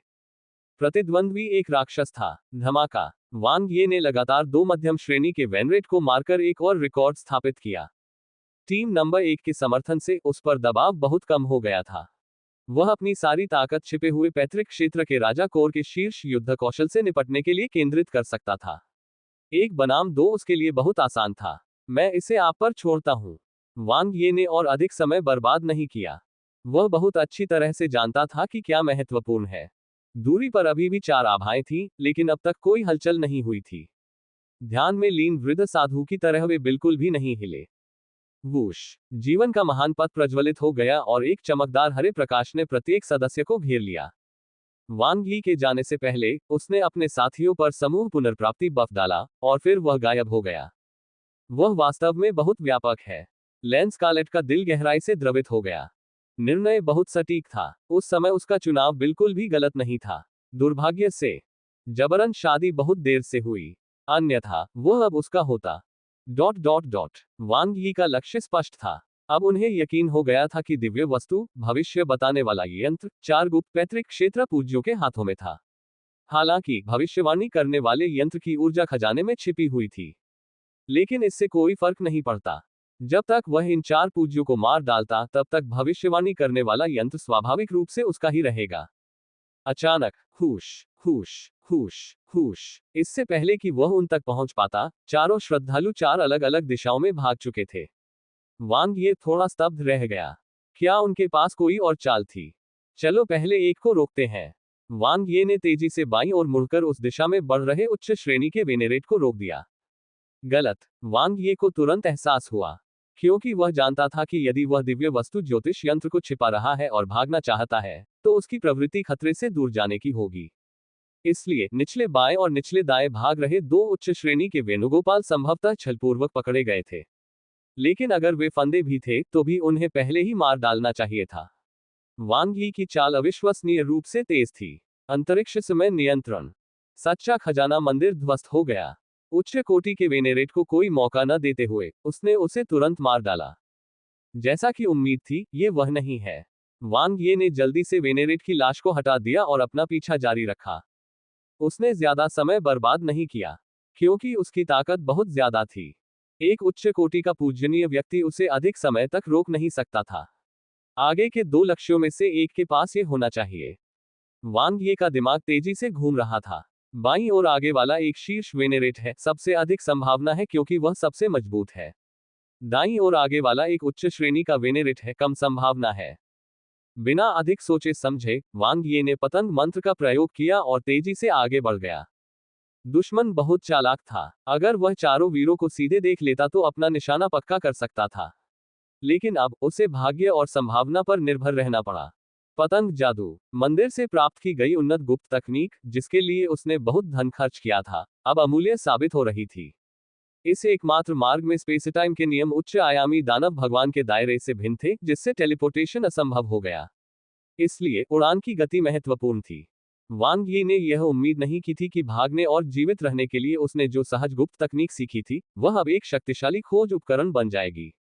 उसके पंखों की विस्फोटक शक्ति आश्चर्यजनक थी। तुम्हें क्या लगता है तुम कहां जा रहे हो? वांग ये शिखर तक पहुंच गया, आदरणीय। उसने अपनी पूरी शक्ति लगा दी। उन्होंने बिल्कुल भी पीछे नहीं हटे। समय ही सब कुछ था। उनकी उड़ान के दौरान एकत्रित की गई शीर्ष श्रेणी की गुप्त तकनीक कॉस्मिक एनिहिलेशन एक बार फिर तीव्र शक्ति के साथ फूट पड़ी। धमाका। ये सीधे वेनेरेट की रक्षा पंक्ति पर हमला करता है। हालांकि ये शिखर पुरुष कोई ऐसा व्यक्ति नहीं था जिसके साथ खिलवाड़ किया जा सके। रक्षा और आक्रमण का संयोजन करते हुए उन्होंने एक प्राचीन रत्न खजाने का प्रदर्शन किया। जैसे ही तलवारें और कृपाण आपस में टकराए, जन्मजात ऊर्जा गर्जना करने लगी और विस्फोटित हो गई। ये तीखी बहस उनके अलग होने के साथ ही समाप्त हो गई। जब उनकी आंखें मिली तो वांग ये का दिल धड़क उठा। संभवतः उसका अनुमान फिर गलत हो गया था। एकमात्र शिखर वेनेरेट संभवतः सबसे अधिक चारा था, लेकिन अब पीछे मुड़ने का कोई रास्ता नहीं था। इस बात की संभावना का उल्लेख नहीं किया जा सकता कि दिव्य वस्तु, भविष्यवाणी करने वाला यंत्र उसके पास था। केवल उनकी शक्तिशाली युद्ध क्षमता ही उन्हें आसानी से पीछे हटने की अनुमति नहीं देती। तुम मौत को आमंत्रित कर रहे हो, पुजिन वेनरेट ने दहाड़ते हुए कहा। वह एक शिखर आदरणीय थे। वह तो परम स्तर से बस एक बाल भर की दूरी पर था। चलो इसे जल्दी से खत्म करते हैं। वांग ये ने तुरंत अपनी शक्ति प्रकट की। आदिम आत्मा का सहज महान पद बढ़ गया और दिव्य मूल निर्वाण ने उसकी शक्ति को बढ़ा दिया। एट नोवल बन एट। पहला दौर। मौलिक आत्मिक ऊर्जा उसके पूरे शरीर में प्रवाहित हुई। वांग यी के हाथ में पेरिश सेबर के चारों ओर लाल और नीली रोशनी घूम रही थी। मिरर ब्रेकिंग सेबर तकनीक का उपयोग करते हुए उसने तुरंत शिखर वेनेरेट को दबा दिया। दूसरा दौर। उसकी शक्ति पुनः बढ़ गई। 9 विपत्तियों के मार्ग में विलीन होकर दर्पण तोड़ने वाली कृपाण ने आत्मा को नष्ट करने वाली लाल गड़गड़ाहट छोड़ी। एक राक्षसी शक्तिशाली सर्वोच्च श्रेणी की बिजली। ये है। पुजिन वेनेरेट की अभिव्यक्ति तुरंत बदल गई, उसकी आंखें चौड़ी हो गईं। आत्मा को नष्ट करने वाली लाल गड़गड़ाहट। यह असंभव है। तुम आकाश जाति से हो। तुम 9 आपदा सितारा डाक जाति की सर्वोच्च श्रेणी की जन्मजात गड़गड़ाहट कैसे प्राप्त कर सकते हो? वांग ये ने सोचा, हे, क्या मुझे तुम्हें समझाने की जरूरत है? यह एकमात्र मार्ग है। तुम स्वर्ग और पृथ्वी को पुकार सकते हो, लेकिन कोई भी जवाब नहीं देगा। धमाका। इसने उसकी आत्मा की गहराइयों को निशाना बनाया। यहां तक कि शिखर पूजकों में भी कमजोरियां थीं। डार्क रेस की कमजोरी उनका स्पेस टाइम नियंत्रण था। आकाश जाति की कमजोरी उनके शरीर और आत्मा थे। वह एक शिखर पुरुष की इच्छाशक्ति को नष्ट नहीं कर सका, लेकिन उसकी आत्मा। ऐसा किया जा सकता है। ची वांग यी के दबंग हमले को भयानक बैंगनी जहर से पूरित किया गया था। पुजिन वेनेरेट ने पीड़ा से चीख निकाली। लेकिन यह अभी खत्म नहीं हुआ था। एक जोड़ी रक्त लाल आंखें खुली, भूतिया और डरावनी। मध्यम श्रेणी का प्राचीन रत्न खजाना, रक्त आंखों वाला मैकेरल। आत्मा खजाने का शक्तिशाली प्रवर्धन। आत्मा को नष्ट करने वाली लाल गड़गड़ाहट और भी अधिक प्रभावशाली थी। वांग ये ने आत्मा विनाश को अंजाम दिया। नहीं, पुजिन वेनरेट बुरी तरह चिल्लाया। उसकी आत्मा की रक्षा का खजाना रक्त आंखों वाले मैकेरल से कमतर था, और यह तुरंत ही टूट गया। नरक से आई बिजली की तरह गहरे लाल रंग की बिजली ने उसकी आत्मा को नष्ट कर दिया। धमाका। यह एक वज्रपात जैसी विपत्ति थी। एक शिखर संप्रभु वेनेरेट को मार डाला। 40 मिलियन विकास अंक प्राप्त किए। वांग यी की आंखों के सामने रोशनी चमक उठी। उसे चक्कर आने लगा। आत्मा का विनाश इच्छा शक्ति के विनाश के समान ही उपयोगकर्ता को काफी क्षति पहुंचाता है। शत्रु को गंभीर क्षति पहुंचाए, लेकिन बड़ी व्यक्तिगत कीमत पर। अंतर यह था कि उसकी इच्छा शक्ति के विनाश में प्रचुर मात्रा में स्टार कोर ऊर्जा थी। हालांकि अब यह प्रचुर मात्रा में नहीं था। हालांकि उनकी आत्मिक ऊर्जा की तुलना में यह निस्संदेह बहुत बेहतर था। वांग यी ने अपनी आत्मा की ऊर्जा को बहाल करने के लिए प्राकृतिक खजाने का उपभोग किया, जबकि उन्होंने गुप्त पैतृक क्षेत्र से शिखर वेनेरेट की लाश को इकट्ठा किया। वूश। जीवन महान पथ ने उसे घेर लिया। दोगुनी वसूली। दाईं ओर स्थित उच्च कोटि का वेनेरेट बिना किसी निशान के गायब हो गया था। उच्च कोटि का पूजनीय पुरुष जो दाहिनी ओर था, गायब हो गया था। यह तो असली लक्ष्य था। वह इतना बदकिस्मत नहीं हो सकता। 4 लक्ष्यों में से 3 बार अनुमान गलत निकला। सीनियर सिस्टर किंगनिंग उसका मजाक उड़ाती थी। उसने सोचा, इस विषय पर बोलते हुए, क्या मुझे मिशन को अंजाम देने से पहले सीनियर सिस्टर किंगिंग के साथ बहुत अधिक घनिष्ठ होने से बचना नहीं चाहिए? मैं बदकिस्मत हूं। मोन्टार पूरी गति से भाग गया। राजा मेंगई के पुत्र और सबसे प्रतिभाशाली और योग्य उच्च श्रेणी के पूजनीय के रूप में, वह इस महत्वपूर्ण मिशन के प्रभारी थे। सब कुछ सुचारू रूप से चल रहा था। युद्ध कौशल के संदर्भ में, उनका मिंगटा किंग कोर पहले से ही प्रभावशाली था, और यहां तक कि उन्हें अपने पिता द्वारा भेजे गए पुजिन वेनेरेट की सहायता भी प्राप्त थी। एकमात्र मार्ग में, जब तक उनका सामना किसी सर्वोच्च से नहीं होता, वे बिना किसी बाधा के आगे बढ़ सकते थे। इससे पहले, उन्होंने अंधेरे रसातल के अभिजात वर्ग की कई लहरों को आसानी से कुचल दिया था। यहां तक कि अन्य स्काई रेस टीमों को भी उन्हें देखकर रास्ता बदलना पड़ा। लेकिन, एक स्काई रेस टीम जिसमें केवल एक सॉवरेन वेनेरेट था, ने उन्हें उकसाने का साहस किया। मोन्टार ने उन्हें भगाने के लिए राजा की सेना के कुलीन सैनिकों को भेजा, लेकिन एक पल में, आधी टीम नष्ट हो गई। प्रतिद्वंद्वी की युद्ध क्षमता कल्पना से परे थी, और वे सीधे तौर पर उसे निशाना बना रहे थे। योजना में परिवर्तन के साथ, मोन्टार ने आकस्मिक रणनीति अपनाई और पीछे हट गए। शुक्र है, हम अच्छी तरह से तैयार थे, मोन्टार ने गंभीरता से सोचा। पिता सही थे। उच्च आयामी दौड़ खतरों से भरी होती है और उन्हें कम करके नहीं आंका जा सकता। हमें हमेशा सबसे बुरे के लिए तैयार रहना चाहिए। उसके पीछे कोई पीछा करने वाला नहीं था। मोन्टार अब बहुत सुरक्षित था। लेकिन वह ये नहीं समझ पाया कि एक अनंत आकाश जाति इतनी शक्तिशाली कैसे हो सकती है। इसका कोई मतलब नहीं है, मोन्टार ने सोचा। वह हैरान था, और उसकी पुतलियां अचानक सिकुड़ गईं। Eight Nobel eight. मोन्टार ने सोचा, वह फिर आ गया। क्या यह अनंत आकाश जाति पुजिन वेनेरेट के पीछे नहीं गई थी? मैं उसे कैसे भगाऊं? लानत है। मोन्टार की अभिव्यक्ति बदसूरत थी। उसके पास एक प्राचीन उड़ान मणि खजाना था, लेकिन उसने पाया कि वह उनके बीच कोई दूरी नहीं बना सकता था। एक अनंत जीवनरूप इतनी तेजी से क्यों उड़ रहा था? वे करीब आ रहे थे। मोन्टार का हृदय चिंता से भर गया था, तथा उत्पीड़न और खतरे की तीव्र भावना उस पर आक्रमण करती रही। ये कौन था? वह कौन था? वूश। वांग ये ने मोन्टार को पकड़ लिया। पतंग जादू अपनी सीमा तक धकेल दिया गया था। असीम ऊर्जा ने उसे अद्वितीय उड़ान गति प्रदान की। आखिरकार मैं तुम्हारे पास पहुंच ही गया, वांग ये ने मोन्टार की ओर देखते हुए कहा। उनके पास उच्च श्रेणी का स्काई रेस प्रतीक था, जो उनकी पहचान बताने के लिए पर्याप्त था। इस उच्च श्रेणी के वेनेरेट को काफी मजबूत समर्थन प्राप्त था। क्या हम बात कर सकते हैं? मोन्टार ने शांत रहने की कोशिश की और वांग ये की ओर देखा। समय नहीं है, वांग ये ने बिना शब्द बर्बाद किए कहा। कॉस्मिक एनिहिलेशन ने अपने शरीर की सारी ऊर्जा एकत्रित करके मोन्टार पर सबसे शक्तिशाली हमला किया। लेकिन इस बार प्राचीन रत्न खजाने की चमक ने मोन्टार को एक अत्यंत मजबूत रक्षा प्रदान की। उच्च श्रेणी का प्राचीन रत्न खजाना। आप मुझे नहीं मार सकते, मोन्टार ने गर्व से कहा। खनक, उसके हाथ में एक उच्च श्रेणी का प्राचीन रत्न खजाना युद्ध ब्लेड दिखाई दिया। इसकी रहस्यमय नक्काशी चमक रही थी, जिससे वांग ये ने आश्चर्य में अपनी आंखें चौड़ी कर ली। यह प्रभावशाली था, वांग ये ने सोचा। दिव्य वस्तु, भविष्य बताने वाली यंत्र के अलावा आप मुझे इतने सारे खजाने भी दे रहे हैं, तो फिर मैं पीछे नहीं हटूंगा। टकराना, आदि आत्मा का सहज महान पथ अपने शिखर पर पहुंच गया। दिव्य मूल निर्वाण का तीसरा चक्र, एक विनाशकारी विस्फोट जो पहले कभी किसी शिखर पुरुष के विरुद्ध नहीं हुआ था। दोनों तलवारों में भयंकर भिड़ंत हुई, तथा दोनों ने एक दूसरे में अपनी अपनी तलवार ढूंढ ली। उसका प्रतिद्वंद्वी असाधारण रूप से शक्तिशाली था। वह शालिली से कम शक्तिशाली नहीं था, वह अपनी जमीन पर अड़ा रहा। मैंने तुमसे कहा था, तुम मुझे नहीं मार सकते, मोन्टार ने विश्वास से कहा। उसकी ताकत पुजिन वेनेरेट से भी अधिक थी। यह जरूरी नहीं कि सच हो। वांग ये मुस्कुराया। यह एकमात्र मार्ग है।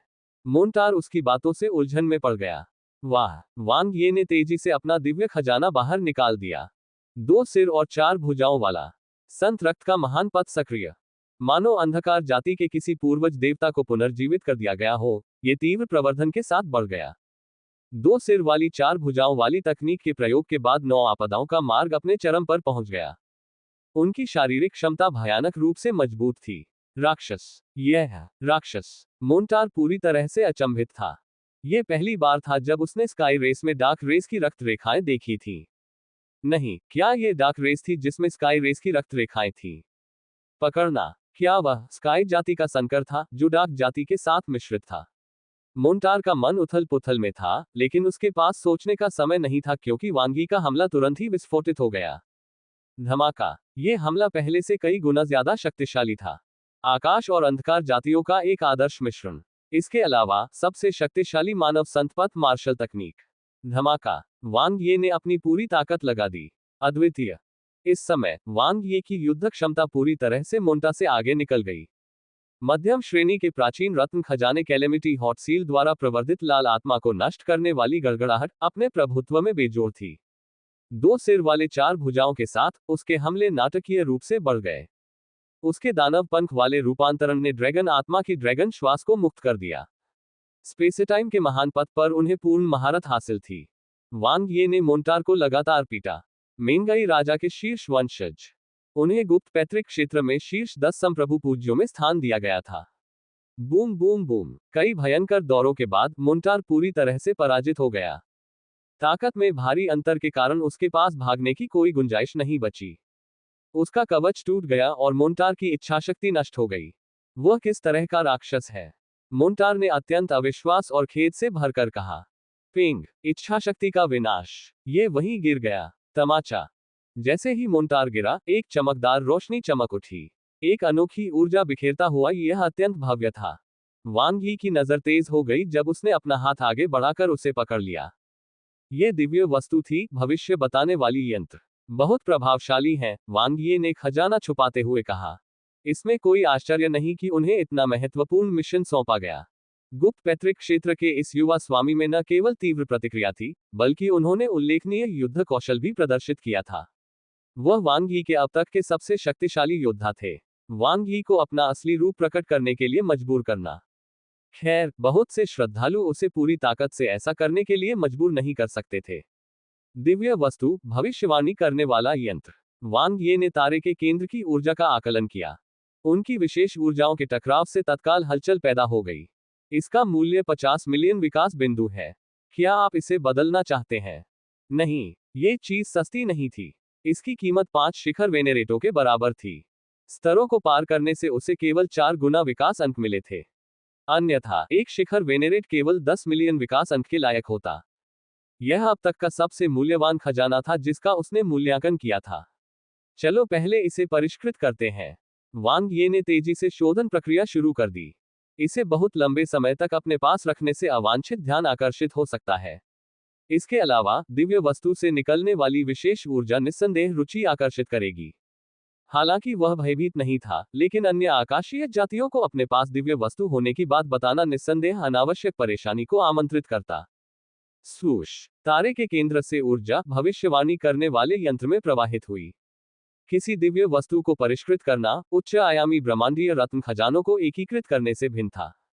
उच्च आयामी ब्रह्मांडीय क्षेत्र में जबकि इच्छा शक्ति महत्वपूर्ण रूप से संरेखित थी, जन्मजात ऊर्जा की ताकत ही आवश्यक ऊर्जा के लिए अनुकूलता निर्धारित करती थी। इसमें प्राचीन रत्न खजानों का उपयोग भी शामिल था, जो जन्मजात ऊर्जा पर निर्भर थे। हालांकि किसी दिव्य वस्तु को परिष्कृत करने के लिए स्टार कोर ऊर्जा की आवश्यकता होती है। दिव्य वस्तु जितनी अधिक शक्तिशाली होती थी, शोधन प्रक्रिया के लिए उतनी ही अधिक तारा कोर ऊर्जा की आवश्यकता होती थी। यह सर्वोच्च स्तर के स्टार कोर ऊर्जा का लगभग आधा हिस्सा खपत कर रहा है। वांग ये ने स्टार रिजर्व के भीतर स्टार कोर ऊर्जा के निरंतर प्रवाह को महसूस किया। तारे की कोर ऊर्जा, जो पहले से ही दुर्लभ थी, अब खतरनाक रूप से कम हो गई थी। सौभाग्य से यह भविष्यवाणी यंत्र के शोधन को पूरा करने के लिए पर्याप्त था। फुफ, वांग ये ने अंतिम ऊर्जा संचार पूरा किया। दिव्य वस्तु भविष्यवाणी यंत्र हल्के से कांप उठा और सहजता से तारे के केंद्र में समा गया। एट नोबल बन एट। यह ऐसा था जैसे पानी की एक बूंद विशाल समुद्र में मिलकर पूर्ण सामंजस्य स्थापित कर रही हो। क्या? वांग ये आश्चर्यचकित रह गया। अब तारे के केंद्र में जेड नक्काशी वाला प्रकाश गोला अब अकेला नहीं था। उसे एक नया साथी मिल गया था। जहां भी उसकी चेतना भटकती, वो दिव्य वस्तु भविष्यवाणी करने वाले यंत्र को महसूस कर सकता था और यहां तक कि उसकी शक्तियों को सक्रिय भी कर सकता था। इसलिए जेड नक्काशी प्रकाश गेंद वास्तव में आदिम ब्रह्मांडीय समुद्र से एक दिव्य वस्तु है। वांग ये को एहसास हुआ। उसका विश्वास और मजबूत हो गया।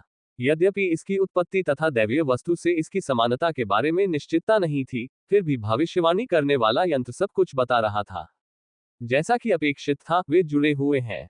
वांग ये ने दिव्य वस्तु भविष्यवाणी करने वाले एस्ट्रोलैब के 12 आयामी मार्गों को महसूस किया।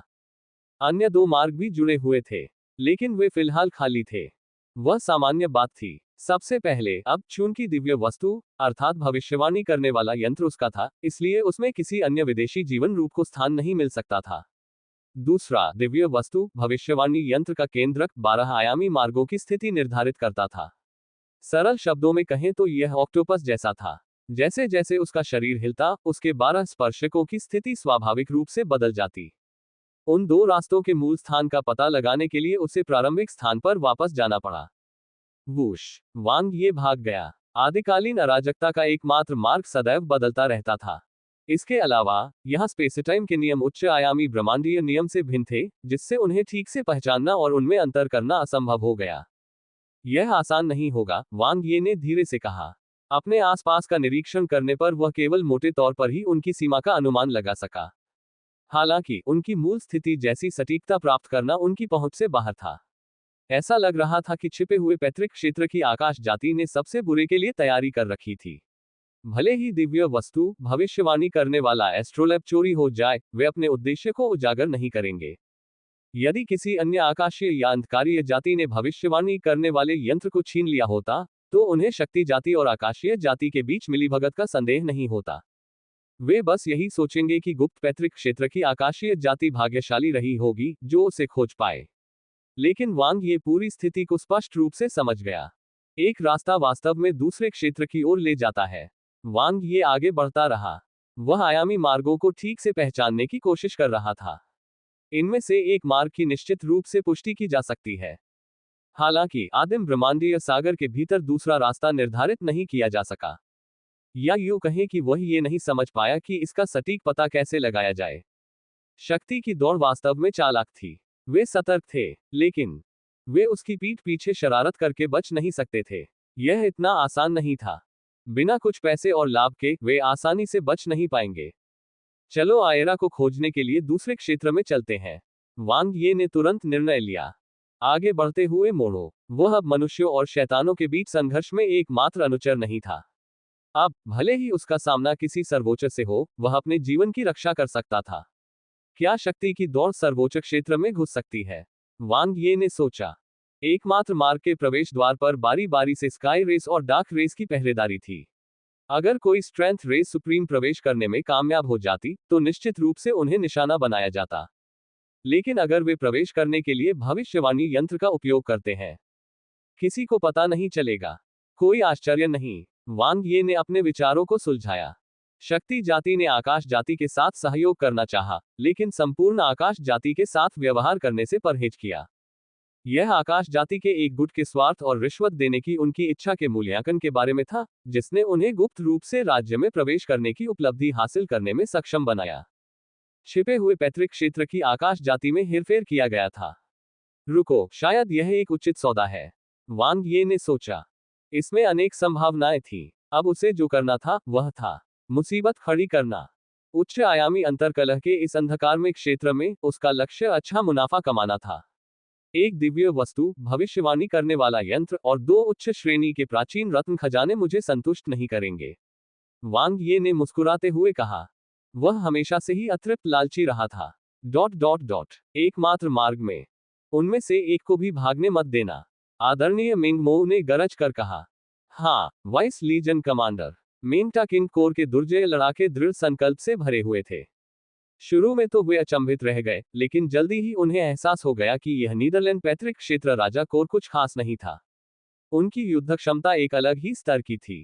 केवल एक संप्रभु पूज्य और एक अन्य दुर्जय युद्ध कौशल वाले सेनापति के साथ शेष स्वर्गीय योद्धा उनका मुकाबला नहीं कर सकते थे। सबसे महत्वपूर्ण बात यह है कि उनके पास संख्यात्मक रूप से बहुत अधिक बढ़त थी। हम उन्हें भागने नहीं दे सकते। वेनेरेट मिंग मो की दोनों पुतलियां बर्फ की तरह ठंडी हो गईं, जिससे अन लिंगशा की चमक फीकी पड़ गई। किंग कोर के उपसेना कमांडर के रूप में उनकी युद्ध क्षमता निर्विवाद रूप से मजबूत थी। आखिरकार एन लिंगशा केवल एक अनुक्रम नेता था। अगर इसकी खबर लीक हो गई तो यंग मास्टर गंभीर संकट में पड़ जाएंगे। आदरणीय मिंग मो समझ गए। इस बार उन्होंने भारी बोझ उठाया। सफलता से महान पुरस्कार मिलेंगे। लेकिन अगर बात बाहर आ गई तो न केवल डार्क रेस बदला लेना चाहेगी, बल्कि पैट्रिक स्टार के अन्य क्षेत्र भी उनकी कड़ी निंदा कर सकते हैं। क्या उन्हें पता है कि दिव्य वस्तु, भविष्यवाणी करने वाला यंत्र यंग मास्टर के हाथ में है? उन्हें कैसे पता चला? आदरणीय मिंग मो ने संदेह के साथ सोचा। उसे आकाश अनंत की याद आई, जिसने बिना किसी प्रयास के मुख्य कमांडर को मार गिराया था। वह एक राक्षस स्तर का आकाश अनंत था। हालांकि इससे कोई फर्क नहीं पड़ा। यंग मास्टर के पास 3 शक्तिशाली सहयोगी थे, जिनमें पुजिन वेनेरेट मिंगई राजा के अधीन एक विश्वसनीय लेफ्टिनेंट था, जो असाधारण युद्ध कौशल का दावा करता था। इसके अलावा युवा मास्टर स्वयं युद्ध कौशल के मामले में गुप्त पैतृक क्षेत्र में शीर्ष 10 संप्रभु पूज्यों में से एक थे। मात्र अनंत स्तर के स्काई जाति के सदस्य को हरा पाना तो बच्चों का खेल था। आदरणीय मिंग मो को बढ़ती हुई बेचैनी महसूस हुई। उसे नहीं पता था कि यह बेचैनी कहां से आई, लेकिन उसकी अंतरात्मा ने उसे बताया कि अब यह खतरनाक हो गया है। बहुत खतरनाक। वाह, एक रहस्यमयी अंतरिक्ष समय खजाना अविश्वसनीय गति से तेजी से आगे बढ़ता हुआ दिखाई दिया। आदरणीय मिंग मो ने इसके प्रभाव से बचने के लिए स्वयं को तैयार कर लिया। जमीन जोर से हिल गई। अपार शक्ति ने उसे सीधे उड़ा दिया। पूज्य मिंग मो का चेहरा पीला पड़ गया। जैसे ही उसने उस परिचित आकृति को देखा और दूर से उसकी आभा को महसूस किया, उसके दिल में भय छा गया। ये बुरा था। वह वापस आ गया था। धमाका। वांग ये वापस आ गया था। उन्होंने भीषण युद्ध में टीम के सभी सदस्यों का मनोबल बढ़ाया। उन्होंने विनाशकारी हमलों से उनकी सुरक्षा को ध्वस्त कर दिया और एक नया कीर्तिमान स्थापित किया। पहली नजर में उसने आसानी से एक उच्च श्रेणी के वेनेरेट को मार डाला। वांग यी की पूर्ण शक्ति ने यह सिद्ध कर दिया कि उसके द्वारा पहले लगातार किए गए संप्रभु पूजनियों का वध कोई संयोग नहीं था।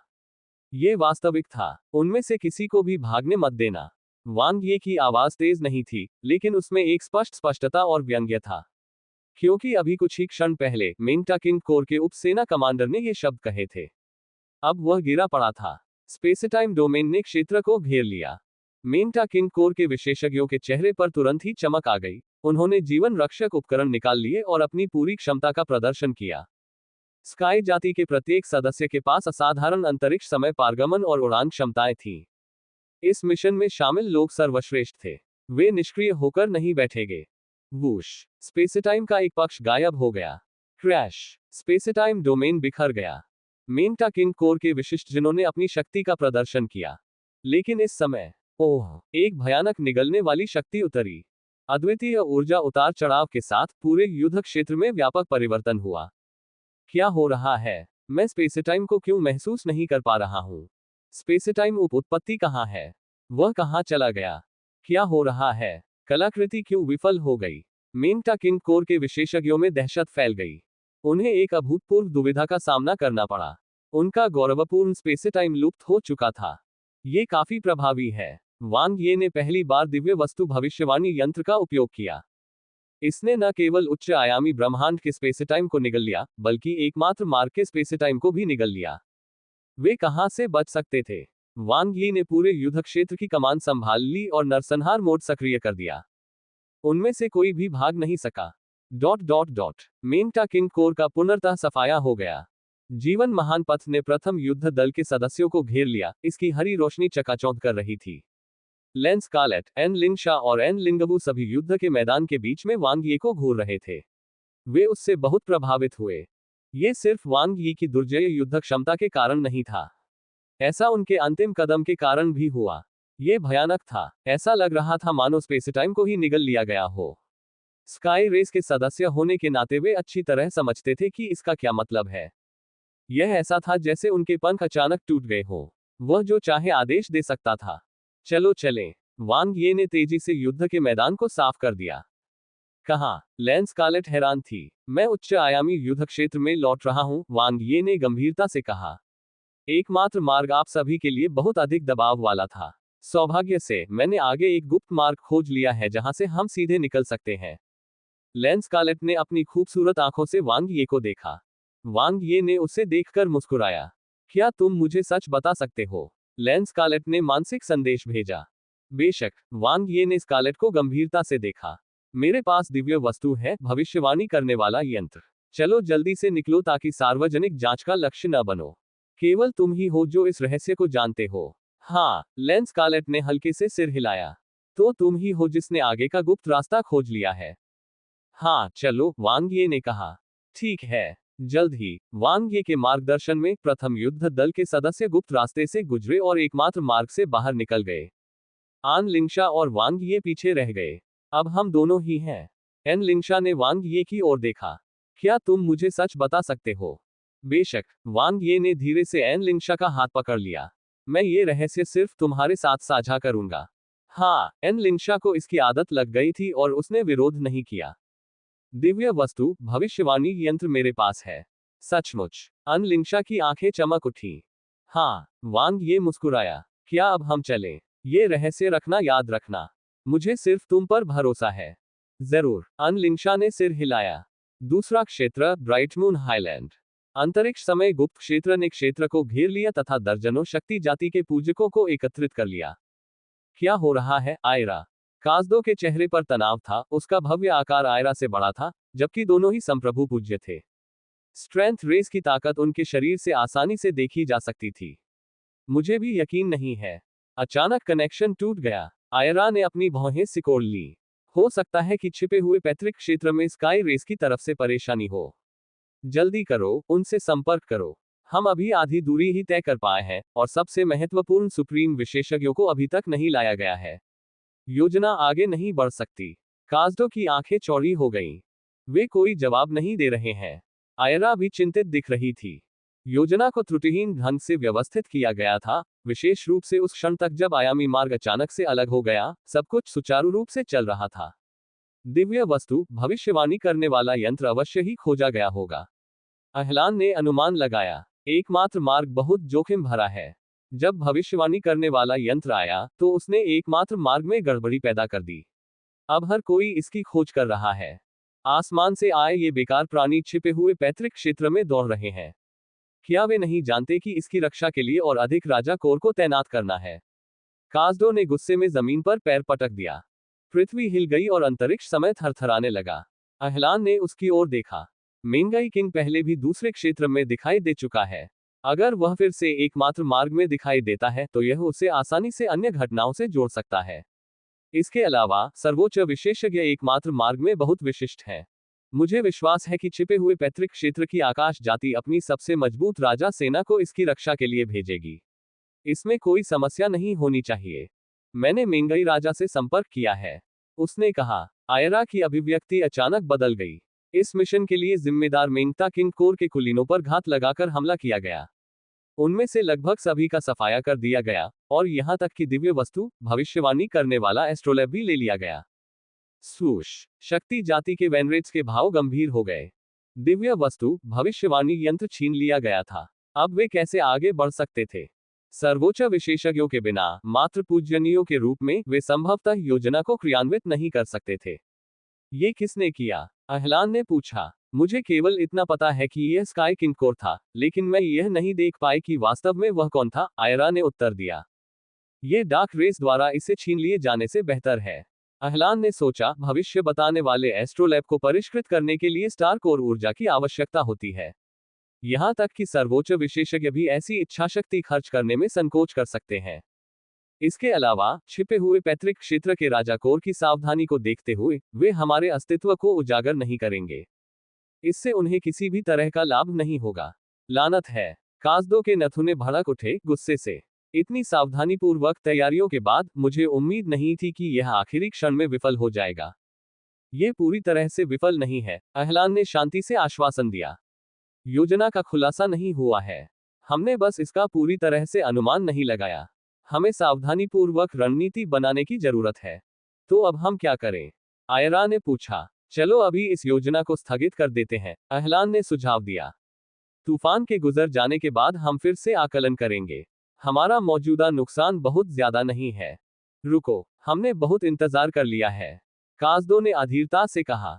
हम शक्ति जाति कब अपनी मातृभूमि पर वापस लौटेंगे और बदला लेंगे? चूंकि हमने इतना लंबा इंतजार किया है, इसलिए थोड़ा और इंतजार करने से कोई नुकसान नहीं होगा, अहलान ने शांतिपूर्वक उत्तर दिया। यदि यह हमारा है तो हम इसे एक दिन पुनः प्राप्त कर लेंगे। ...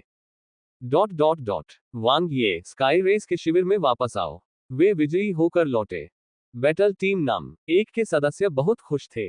एकमात्र मार्ग से होकर गुजरने वाली यह यात्रा जीवन भर के लिए अविस्मरणीय रहेगी। यह एकमात्र पौराणिक मार्ग था। इसके अलावा उन्होंने कई डार्क रेस वेनेरेट्स को मारने में सेना कमांडर की सहायता की थी। उनकी उपलब्धियां शानदार थीं। अब उन्हें घमंड करने का अधिकार था। आप सभी का धन्यवाद, वांग ये ने अपनी टीम के सदस्यों को संबोधित किया। उच्च आयामी युद्ध क्षेत्र में यह मिशन यही समाप्त होता है। अब से सभी लोग शिविर में निश्चिंत होकर मिशन के पूरा होने का इंतजार कर सकते हैं। तब तक सभी को महत्वपूर्ण आकाशीय पुण्य प्राप्त हो जाएगा। टीम के सदस्य उत्साह और खुशी से एक दूसरे को देख रहे थे। वे अच्छी तरह से समझ गए थे कि सेना कमांडर द्वारा पर्याप्त युद्ध क्रेडिट का उल्लेख करने का मतलब था कि कोई कमी नहीं होगी। सेनापति ने इतने सारे डार्क रेस वेनेरेट्स को पराजित किया था कि आकाशीय पुण्य की राशि करोड़ों में होगी। यहां तक कि एक छोटा सा हिस्सा भी उन्हें भरपूर फसल देगा। इस बार उन्हें बहुत अच्छा पुरस्कार मिला था। लीजन कमांडर अमर रहें। उसे सिर्फ सेना कमांडर क्यों कहा जाए? अब उसे मुख्य कमांडर होना चाहिए। चलो थोड़ा विनम्र बने। हम उच्च आयामी युद्ध क्षेत्र मिशन समाप्त होने के बाद इसकी घोषणा करेंगे। टीम ने मजाक किया। हालांकि वे एकमात्र मार्ग मिशन के दौरान मिशन एस्ट्रोलैब का उपयोग नहीं कर सकते थे, लेकिन सेना कमांडर ने डार्क रेस वेनेरेट्स की लाशें एकत्र कर ली थीं, जिन्हें उसने मार डाला था, और वह किसी भी समय उन्हें आकाशीय पुण्य के बदले में देने के लिए तैयार था। अतः उनकी वर्तमान मामूली बढ़त के बावजूद मुख्य कमांडर की स्थिति अब अस्थिर नहीं थी। लॉर्ड ये वांग सिल्ले लिटिल किंग कोर के मुख्य कमांडर बनेंगे। अनंत स्तर का एक मुख्य commander. Superior great sky race. यह अकल्पनीय महिमा थी। बधाई हो भावी मुख्य कमांडर, लैंस कालेट ने वांग ये से कहा। अब वह सचमुच उत्कृष्ट था। वांग ये जानबूझकर मुस्कुराया।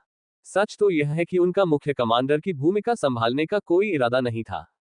तियान यूमो को जल्द ही एक बेहतर श्रेणी की स्काई रेस में पदोन्नत किया जाएगा, इसलिए उसे शारूत के लिए मेहनत जारी रखने की कोई आवश्यकता नहीं थी।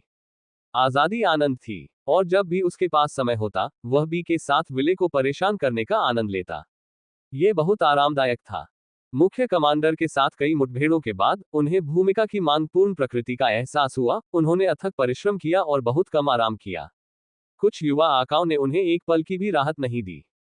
हालांकि शरूत अभी भी काफी सभ्य था। उसने उसकी क्षमता को पहचान लिया था। इसके अलावा उसकी सिल्ले लिटिल किंग कोर असाधारण रूप से अच्छी तरह से संरचित थी। इसमें कई उत्कृष्ट स्काई रेस सुंदरताएं थीं। उदाहरण के लिए प्रथम सेना कमांडर लू नाई, जो उनकी प्रतिद्वंद्वी थी, ऐसी प्रतीत होती थी मानो वह किसी पेंटिंग से निकल कर आए हो। युवा मास्टर शारूथ असाधारण रूप से सुंदर थे और उनका उच्च दर्जा था। जहां तक उनकी छठी सेना का सवाल है, लेंस स्कारलेट, एरे, जियालुडी, लियांगतियानिवे, वे सभी असाधारण प्रतिभावान थे। यदि वह कभी विदा होने का निर्णय ले भी तो उसे जाने देना कठिन लगेगा। समय आने पर हम इस पर निर्णय लेंगे। वांग ये ने इन विविध विचारों को खारिज कर दिया। स्कारलेट के साथ कुछ देर बातचीत करने के बाद वह अन लिंगशा और अन लिंगना से मिलने चले गए। इस घटना के बाद उनका रिश्ता काफी मजबूत हो गया। लेकिन जियाओवू के साथ होने के कारण एन लिंगशा ने अभी भी कुछ हद तक संयम बनाए रखा। मिशन के बाद वह अतिथि के रूप में उसके तीसरे अनुक्रम पैलेस का दौरा करेंगे। यह एक ऐसी यात्रा थी जहां से वह आसानी से वापस नहीं लौटेंगे। महिलाओं के साथ अपने संबंध को गहरा करने के बाद वांग ये ने शिविर के साधना क्षेत्र में प्रवेश किया। अपने आप को आसपास के स्पेस टाइम से अलग कर लेने के कारण वह आसपास किसी अन्य स्काई रेस विशेषज्ञ को महसूस नहीं कर सका। वांग यी की चेतना दिव्य वस्तु, भविष्य बताने वाले यंत्र में डूब गई। इस यात्रा से उसे अब तक की सबसे बड़ी फसल प्राप्त हुई। इसके 3 प्राथमिक कार्य थे। सबसे पहले, ये स्पेस टाइम को निगल सकता था, किसी भी स्थानिक डोमेन प्रकार के खजाने को शामिल कर सकता था। बेशक इसकी प्रभावशीलता उनके ग्रेड पर निर्भर करती थी। हालांकि ये पहले से ही काफी शक्तिशाली था, युद्ध के मैदान को नियंत्रित करने, सहायता प्रदान करने या यहां तक कि स्काईरेस संस्थाओं को खत्म करने में भी उत्कृष्ट था। इसने शीर्ष स्तरीय प्रभावशीलता का दावा किया। दूसरे, इसने स्पेस टाइम टेलीपोर्टेशन को संभव बनाया, जिससे बहुत दूरियां कवर की जा सकी। ये प्राइमल कैस तारों के आर पार सीधे जा सकता है, चाहे आयामी पथों का निर्माण करने के लिए हो या व्यक्तिगत उपयोग के लिए, और उल्लेखनीय परिणाम दे सकता है। ये छोटी दूरी की टेलीपोर्टेशन एरे का भी विकल्प हो सकता है। हालांकि लंबी दूरी की यात्रा एक अलग मामला था। अगर मैं स्ट्रेंथ रेस को ढूंढ सकता हूं और आदिम ब्रह्मांडीय समुद्र में टेलीपोर्ट करने की उनकी विधि सीख सकता हूं। वांग ये के विचारों ने उसे ठंडा कर दिया। उसे केवल एक मार्ग की सुरक्षा पर निर्भर रहने की आवश्यकता नहीं होगी। वह सीधे आदिम ब्रह्मांडीय समुद्र की यात्रा कर सकता है। यह एक उच्च आयामी ब्रह्मांडीय द्वार था जिसे आकाश और अंधकार जातियों द्वारा सील कर दिया गया था। मानवता के लिए मजबूत होने और बराबरी के स्तर पर खड़े होने, या यहां तक कि उनसे आगे निकलने का एकमात्र रास्ता आदि ब्रह्मांडीय सागर था। हालांकि वह अभी भी पर्याप्त शक्तिशाली नहीं था और पूरी तरह से तैयार नहीं था। जल्दबाजी करने से लाभ की बजाय हानि होगी। जब मैं उच्च श्रेणी की आकाश जाति में चढ़ जाऊंगा तो मैं आदि ब्रह्मांडीय सागर के रहस्यों के बारे में और अधिक जानूंगा, जिसमें शक्ति जाति से प्राप्त जानकारी भी शामिल होगी। वांग ये ने सावधानीपूर्वक योजना बनाई। इस दौरान उन्होंने अपनी दृष्टि निर्धारित कर ली और तैयारियां पूरी कर ली। एक बार जब वह एक उच्च आयाम भगवान के रूप में टूट गया तो वह शुरू हो जाएगा। जहां तक तीसरे कार्य का प्रश्न है, यह वर्तमान में अनुपयोगी था क्योंकि यह आदि ब्रह्मांडीय सागर नहीं था। किसने सोचा होगा कि दिव्य वस्तु भविष्यवाणी यंत्र का वास्तविक उद्देश्य क्या है? यह एक ऐसा विमान है जो आदिम ब्रह्मांडीय समुद्र में स्वतंत्र रूप से उड़ान भरने में सक्षम है। वांग ये धीरे से मुस्कुराया। भविष्यवाणी यंत्र एक स्थानिक अस्थायी उड़ान संबंधी दिव्य वस्तु थी। स्पेस टाइम को निगलने से इसकी ऊर्जा पुनः प्राप्त हुई।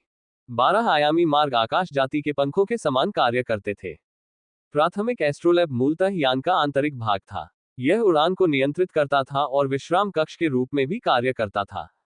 स्ट्रेंथ रेस ने अच्छा खेल दिखाया। वांग ये ने आह भरी। भविष्य बताने वाले यंत्र पर बैठकर वह एकमात्र मार्ग पर लौट आया। सबसे पहले उन्होंने एकमात्र मार्ग में प्रवेश करने के लिए इसके टेलीपोर्टेशन फंक्शन का उपयोग किया, जिससे हलचल मच गई। हालांकि चूंकि कोई सुप्रीम विशेषज्ञ वहां नहीं आया, इसलिए ज्यादा व्यवधान उत्पन्न नहीं हुआ। शक्ति जाति के पूज्य लोग स्वतंत्र रूप से काम करते थे। कुछ लोग उपद्रव मचाते थे, कुछ गुप्त रूप से संवाद करते थे, और कुछ गुप्त रूप से छिपकर रहते थे। यद्यपि वह आकाश और शक्ति जातियों के बीच हुए लेन देन का विवरण नहीं जानता था, परंतु शत्रु का शत्रु भी मित्र ही होता है। इसके अलावा स्ट्रेंथ रेस ने पर्याप्त सहायता प्रदान की थी, जिससे हिडन एंसेस्ट्रल रियल्म की स्काई रेस को सहायता देने के लिए प्रेरित किया गया। एट नोवलबन एट दूसरे क्षेत्र में डार्क रेस के सुप्रीम के साथ मेंगाई राजा के टकराव ने काफी ध्यान आकर्षित किया था। आयरा, जो ब्राइट मून हाइलैंड्स में गुप्त रूप से छिपी हुई थी, संभवतः संचार का प्रबंधन करती थी। जहां तक दिव्य वस्तु भविष्यवाणी यंत्र का प्रश्न है, तो इसे बहुत पहले ही गुप्त पैतृक क्षेत्र की आकाश जाति को सौंप दिया गया था। यह उनके समझौते का हिस्सा था। अगर मैंने हस्तक्षेप नहीं किया होता तो छिपे हुए पैतृक क्षेत्र की आकाश जाति ने एक गंभीर गलती की होती। वांग ये समझ गया। शक्ति जाति ने निश्चित रूप से छिपे हुए पैतृक क्षेत्र की आकाश जाति से कुछ छिपाया था। वे केवल क्रूर नहीं थे, बल्कि महत्वपूर्ण योजनाकार थे। वांग ये सोचने से खुद को रोक नहीं सका, तो ताकतवर जाति ने घुसपैठ करके क्या इरादा किया था। डाक जाति के खिलाफ बदला लेने की तलाश में। क्या इन दोनों गुटों में गहरी दुश्मनी थी? मैं वास्तव में जानना चाहता हूँ। वांग ये ने अपनी आध्यात्मिक ऊर्जा वापस पा ली। उन्होंने छिपे हुए पैतृक क्षेत्र की शीर्ष आकाश जाति का वध करते समय काफी ऊर्जा खर्च की थी। यद्यपि अभी उनकी हालत पूरी तरह ठीक नहीं हुई है, लेकिन वे इंतजार नहीं कर सकते थे। कौन जानता था कि इस समय के दौरान शक्ति जाति क्या योजना बना सकती है। उसे अवसर का लाभ उठाना था। चलो 2 उच्च श्रेणी के प्राचीन रत्न खजाने को परिष्कृत करें और तुरंत प्रस्थान करें। वांग ये ने छिपे हुए पैतृक क्षेत्र के आकाश जाति के युवा मास्टर से उपहार प्राप्त किया। एक आक्रमण के लिए, एक बचाव के लिए। ये उसकी तत्काल जरूरतें थीं। उनके रूपस्टोन कवच और पेरिश कृपाण दोनों ही निम्न श्रेणी के प्राचीन रत्न खजाने थे। वे उच्च श्रेणी के प्राचीन रत्न खजानों से 2 स्तर पीछे रह गए। विशेषकर युद्ध कृपाण, जो आक्रमण शक्ति बढ़ाने के लिए अत्यंत महत्वपूर्ण है। दिव्य भाग्य संत कृपाण, वज्र आत्मा कवच, दोनों परिष्कृत थे। वांग ये ने युद्ध की तलवार उठाई, रहस्यमय नक्काशी चमक उठी, किसी चुने हुए व्यक्ति के समान। वज्र आत्मा कवच शानदार ढंग से चमक रहा था। इसकी मजबूत रक्षा शरीर और आत्मा के लिए दोहरे स्तर की सुरक्षा प्रदान करती थी। अब उनकी युद्ध क्षमता उनके एकमात्र मार्ग में किए गए प्रदर्शन से भी अधिक हो गई थी। मैं एक पुराने दोस्त से मिलने जा रहा हूँ। वांग ये चुपचाप साधना क्षेत्र से चला गया। उन्होंने किसी भी टीम सदस्य को सूचित नहीं किया और अकेले ही निकल पड़े। वह अकेले ही यात्रा पर निकल पड़ा। तीसरे क्षेत्र में आकाश और अंधकार जातियों के बीच तीव्र युद्ध निरंतर जारी रहा। हालांकि वांग यी को पता था कि यह अपने अंत के करीब था। एकमात्र मार्ग लगातार बदल रहा था। इसके वर्तमान प्रक्षेप पथ के आधार पर अगला पड़ाव पहला क्षेत्र होना चाहिए। 95% से अधिक क्षेत्र स्काई जाति के अंतर्गत आता था। डार्क रेस संभवतः आत्मसमर्पण कर देगी, खासकर इसलिए क्योंकि वांग यी ने पहले से ही दिव्य वस्तु, भविष्यवाणी करने वाला एस्ट्रोलैब ले लिया था, और एकमात्र मार्ग में कोई असामान्य हलचल नहीं थी। तीसरे क्षेत्र में दिव्य वस्तु के बिना भी आकाश जाति के विरुद्ध क्षेत्र और नियंत्रण के लिए संघर्ष जारी रहा। हालांकि डार्क रेस के लिए पहले क्षेत्र में जाने का कोई कारण नहीं था जब तक कि एक व्यापक युद्ध शुरू न हो जाए, ठीक उसी तरह जैसे स्काई रेस पहले दूसरे क्षेत्र से पीछे हट गई थी। हमें जल्दी करनी चाहिए। अपने शिविर से निकलने के तुरंत बाद वांग ये ने तुरंत दिव्य वस्तु, भविष्यवाणी करने वाले यंत्र का उपयोग किया। 2 आयामी पथ एक दूसरे से इस प्रकार जुड़े हुए हैं जैसे समय और स्थान के बीच यात्रा करना। एक क्षण में वांग यी तीसरे क्षेत्र के मध्य में पहुंच गया, ठीक वहीं जहां वर्तमान में एकमात्र मार्ग स्थित था। गति आश्चर्यजनक थी। पहले वहां पहुंचने के लिए काफी प्रयास करना पड़ा था। कितना सुविधाजनक है, वांग ये ने आश्चर्य व्यक्त किया। यह तरीका उसके टेलीपोर्टेशन से कहीं ज्यादा तेज था। भविष्यवाणी करने वाला यंत्र उपभोग की गई अंतरिक्ष समय ऊर्जा को स्वायत्त रूप से पुनः प्राप्त कर सकता था, जिससे उसे किसी भी प्रकार की चिंता से मुक्ति मिल जाती थी। मैं ब्लेड के परीक्षण के लिए पास में एक डार्क रेस टीम ढूंढूंगा। वांग ये के यहाँ आने का मुख्य कारण ये था कि कुछ ही क्षण पहले उनकी स्काई मेरिट पार हो गई थी। प्रथम सेना ने बहुत प्रयास किया, अंततः अंतर को पाट लिया और एक बार फिर 6 सेनाओं के बीच शीर्ष स्थान प्राप्त कर लिया।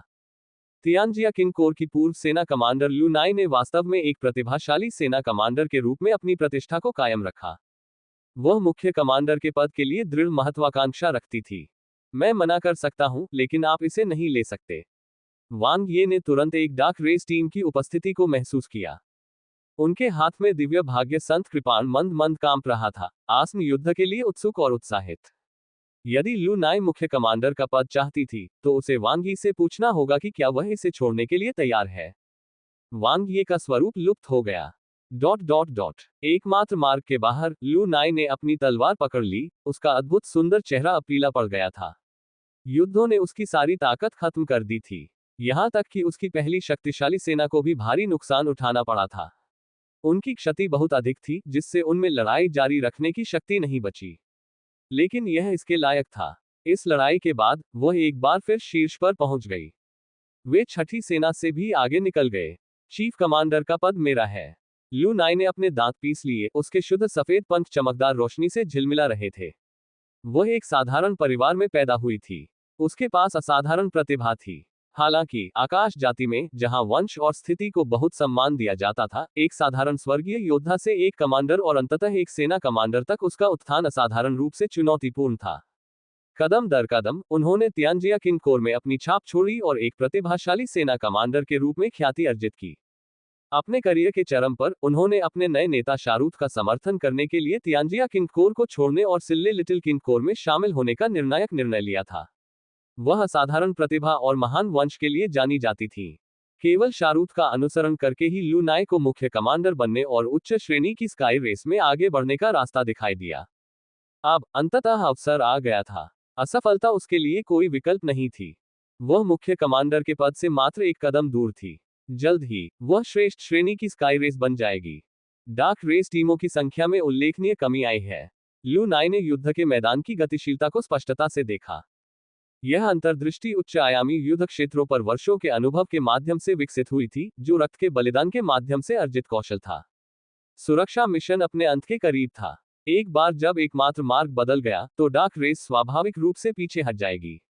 उस क्षण सब कुछ तय हो जाएगा। अचानक मिशन एस्ट्रोलैब थोड़ा कांप उठा। लू नाई का दिल तेजी से धड़क उठा, एक अशुभ सा एहसास उस पर छा गया। उसे अच्छी तरह याद है कि पिछली बार ऐसा कब हुआ था, जब उसने छठी सेना को शिखर पर चढ़ते देखा था। उसने सोचा, नहीं, ऐसा दोबारा तो नहीं हो सकता, है ना? आशंका और बेचैनी के मिश्रण के साथ लू नाई ने मिशन एस्ट्रोलैब को सक्रिय किया। एक क्षण में ही उसे चक्कर आने लगा। प्रथम सेना ने शीर्ष पर अपना नया स्थान बड़ी मुश्किल से प्राप्त किया था, तथा एक बार फिर उसे दूसरे स्थान पर धकेल दिया गया। लू नाई का रंग पीला पड़ गया और उसकी आत्मा नम हो गई। उसके कांपते हाथों ने तलवार को कसकर पकड़ लिया। एक बार फिर भयावह खबर आई। ऐसा दोबारा कैसे हो सकता है? वह हार बर्दाश्त नहीं कर सकती थी। मुख्य कमांडर का पद पूरी तरह से उसका था। ये वान का नहीं। लू नाई वहीं निश्चल बैठी रही, उसकी आंखें खाली थीं। वह असफल हो गई थी। स्तर -8 के संप्रभु वेनेरेट को समाप्त कर दिया गया। 32 मिलियन विकास अंक प्राप्त किए। वांग यी की आंखों के सामने रोशनी टिमटिमा उठी। दिव्य भाग्य संत कृपाण शानदार ढंग से चमक रहा था। यह अंतरिक्ष समय युद्ध कृपाण आकाश चक्र के साथ पूरी तरह से समन्वित था, जिससे एक शक्तिशाली अंतरिक्ष समय प्रभाव उत्पन्न हुआ, जिसने डार्क रेस को महत्वपूर्ण क्षति पहुंचाई। किसी रहस्यमयी उत्कीर्णन का उपयोग किए बिना भी इस उच्च श्रेणी के प्राचीन रत्न खजाने की अंतर्निहित शक्ति वांगी के पिछले पेरिश सेबर से कहीं अधिक थी। ये रोमांचक था। अंधकारमय गर्त के कुलीन लोगों के एक दल का सफाया कर दिया गया। उन्होंने 100 मिलियन विकास अंक अर्जित किए। तारे के ऊर्जा भंडार का स्तर नीचे चला गया है। वांग ये ने आह भरी। तारे की आरक्षित ऊर्जा, जिसे भरना बहुत कठिन था, एक बार फिर निम्नतम स्तर पर पहुंच गई। यद्यपि अब उसकी इच्छाशक्ति और अधिक मजबूत हो गई थी और उसने स्टार रिजर्व से काफी ऊर्जा बचा ली थी, तथापि प्रतिद्वंद्वी की ताकत भी बढ़ गई थी। इसके अलावा दिव्य वस्तु अर्थात भविष्य बताने वाले यंत्र को परिष्कृत करने में ही काफी समय लग गया था। वापस लौटने के बाद मुझे इसे फिर से भरने का कोई रास्ता खोजना होगा। वांग ये ने अपनी लूट का माल इकट्ठा किया। लू नाई के नेतृत्व वाली पहली सेना को पार करना उनके लिए काफी सरल था। मिशन एस्ट्रोलैब का उपयोग करके एकमात्र मार्ग के भीतर मारे गए डार्क रेस के सदस्यों की लाशों की भी पहचान की जा सकती थी। हालांकि ऐसे उपाय अनावश्यक थे। उसकी वर्तमान शक्ति के कारण बहुत कम डार्क रेस वेनेरेट्स उसकी पकड़ से बच सकते थे। उसने खुद को दिव्य भाग्य संत कृपाण के नियंत्रण और वज्र आत्मा कवच की रक्षा से परिचित किया। वह शक्ति जाति के साथ आगामी वार्ता के लिए खुद को तैयार कर रहा था। इन दुर्जय विशेषज्ञों से निपटना कोई आसान काम नहीं था। मुझे व्यवस्था करनी होगी। वांग ये ने एक बार फिर दिव्य वस्तु भविष्यवाणी करने वाले यंत्र का इस्तेमाल किया। वह आयामी पथ से गुजर गया। वह दूसरे क्षेत्र में प्रवेश कर गया। डार्क रेस शिविर में। नमस्कार मेरे प्रभु। वांग ये ने आदरपूर्वक सिर झुकाया। हा अनंत प्रभु, आप अंततः लौट आए। सुप्रीम ईक शियू गर्मजोशी से मुस्कुराया। यह उनका प्रिय जनरल था। उच्च आयामी युद्ध क्षेत्र में इस मिशन ने उनकी उपलब्धियों में बहुत योगदान दिया, जिससे उन्हें अर्थ सम्राट येजिन के कोड़े से बचाया गया। स्काई रेस बहुत तेजी से भाग गई। वांग ये ने आह भरी। मैंने उनका तीसरे क्षेत्र तक पीछा किया, लगभग वापस लौटने में असफल रहा। यह कोई आश्चर्य की बात नहीं है कि हम आप तक नहीं पहुंच पाए। सुप्रीम ईक शियू को एहसास हुआ। मुझे लगा कि आपके साथ कुछ हुआ है। मैंने आपको खोजने के लिए कई टीमें भी भेजी, लेकिन वे सभी खाली हाथ लौट आईं। मैं आपकी चिंता की सराहना करता हूं, प्रभु। वांग ये ने कृतज्ञतापूर्वक धन्यवाद दिया। यह कोई बड़ी बात नहीं है। सुप्रीम ईक शियू ने हंसते हुए कहा। यह अच्छा है कि तुम वापस आ गए। तुमने इस बार बड़ी सफलता हासिल की है। मैं तुम्हें अर्थ सम्राट येजिन के पास दृढ़ता से सिफारिश करूंगा। वांग ये ने सोचा, हे, मुझे डर है कि वह मुझे खा जाएगी। चलिए इस पर बाद में चर्चा करते हैं, वांग ये ने कहा। कुछ महत्वपूर्ण बात है। वापस आते समय मुझे स्ट्रेंथ रेस की मौजूदगी का हल्का सा एहसास हुआ। क्या? सुप्रीम ईक शियू की मुस्कान जम गई, उसकी 4 आंखें तेजी से सिकुड़ गईं और उसने अपनी नजर वांग ये पर टिका दी। क्या ये सच है? वांग ये ने सिर हिलाया। यह विशुद्ध रूप से भौतिक आभा है, एक उच्च आयामी जाति से। न तो आकाश जाति और न ही हमारी डाक जाति। इसलिए मुझे संदेह है कि एक शक्ति जाति वेनेरेट ने तीसरे क्षेत्र में घुसपैठ की है। जैसा कि उम्मीद थी। सुप्रीम ईक शियू की आंखें तीव्रता से चमक उठी। तुम्हें पता था? वांग ये आश्चर्यचकित था। मैंने इसका अनुमान लगाया, सुप्रीम ईक शियू ने समझाया। तीनों सम्राट क्षेत्रों से भी ऐसी ही रिपोर्टें सामने आई हैं, लेकिन स्ट्रेंथ रेस ने खुद को अच्छी तरह से छिपा लिया है। निशान तो हैं, लेकिन वे मायावी बने हुए हैं। वांग ये सोचने से खुद को रोक नहीं सका, कोई आश्चर्य नहीं कि आप उन्हें नहीं ढूंढ सकते। स्पेस-टाइम की आपकी समझ में कमी है।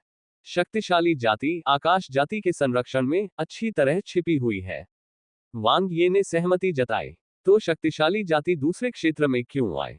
बदला लेने के लिए, सुप्रीम ईक शियू ने कहा।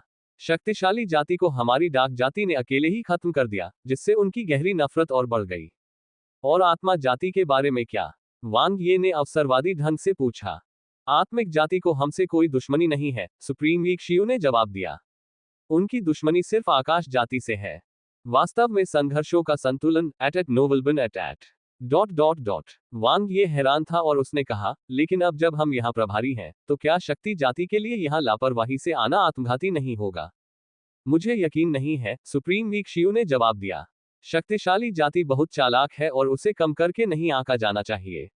वे किसी उद्देश्य से यहाँ आए होंगे। वे जल्दबाजी में काम नहीं करेंगे, इसलिए उनकी शक्ल देखकर धोखा मत खाओ। वांग ये ने आश्चर्य से कहा, बेशक मुझे पता था। वे बहुत चालाक हैं।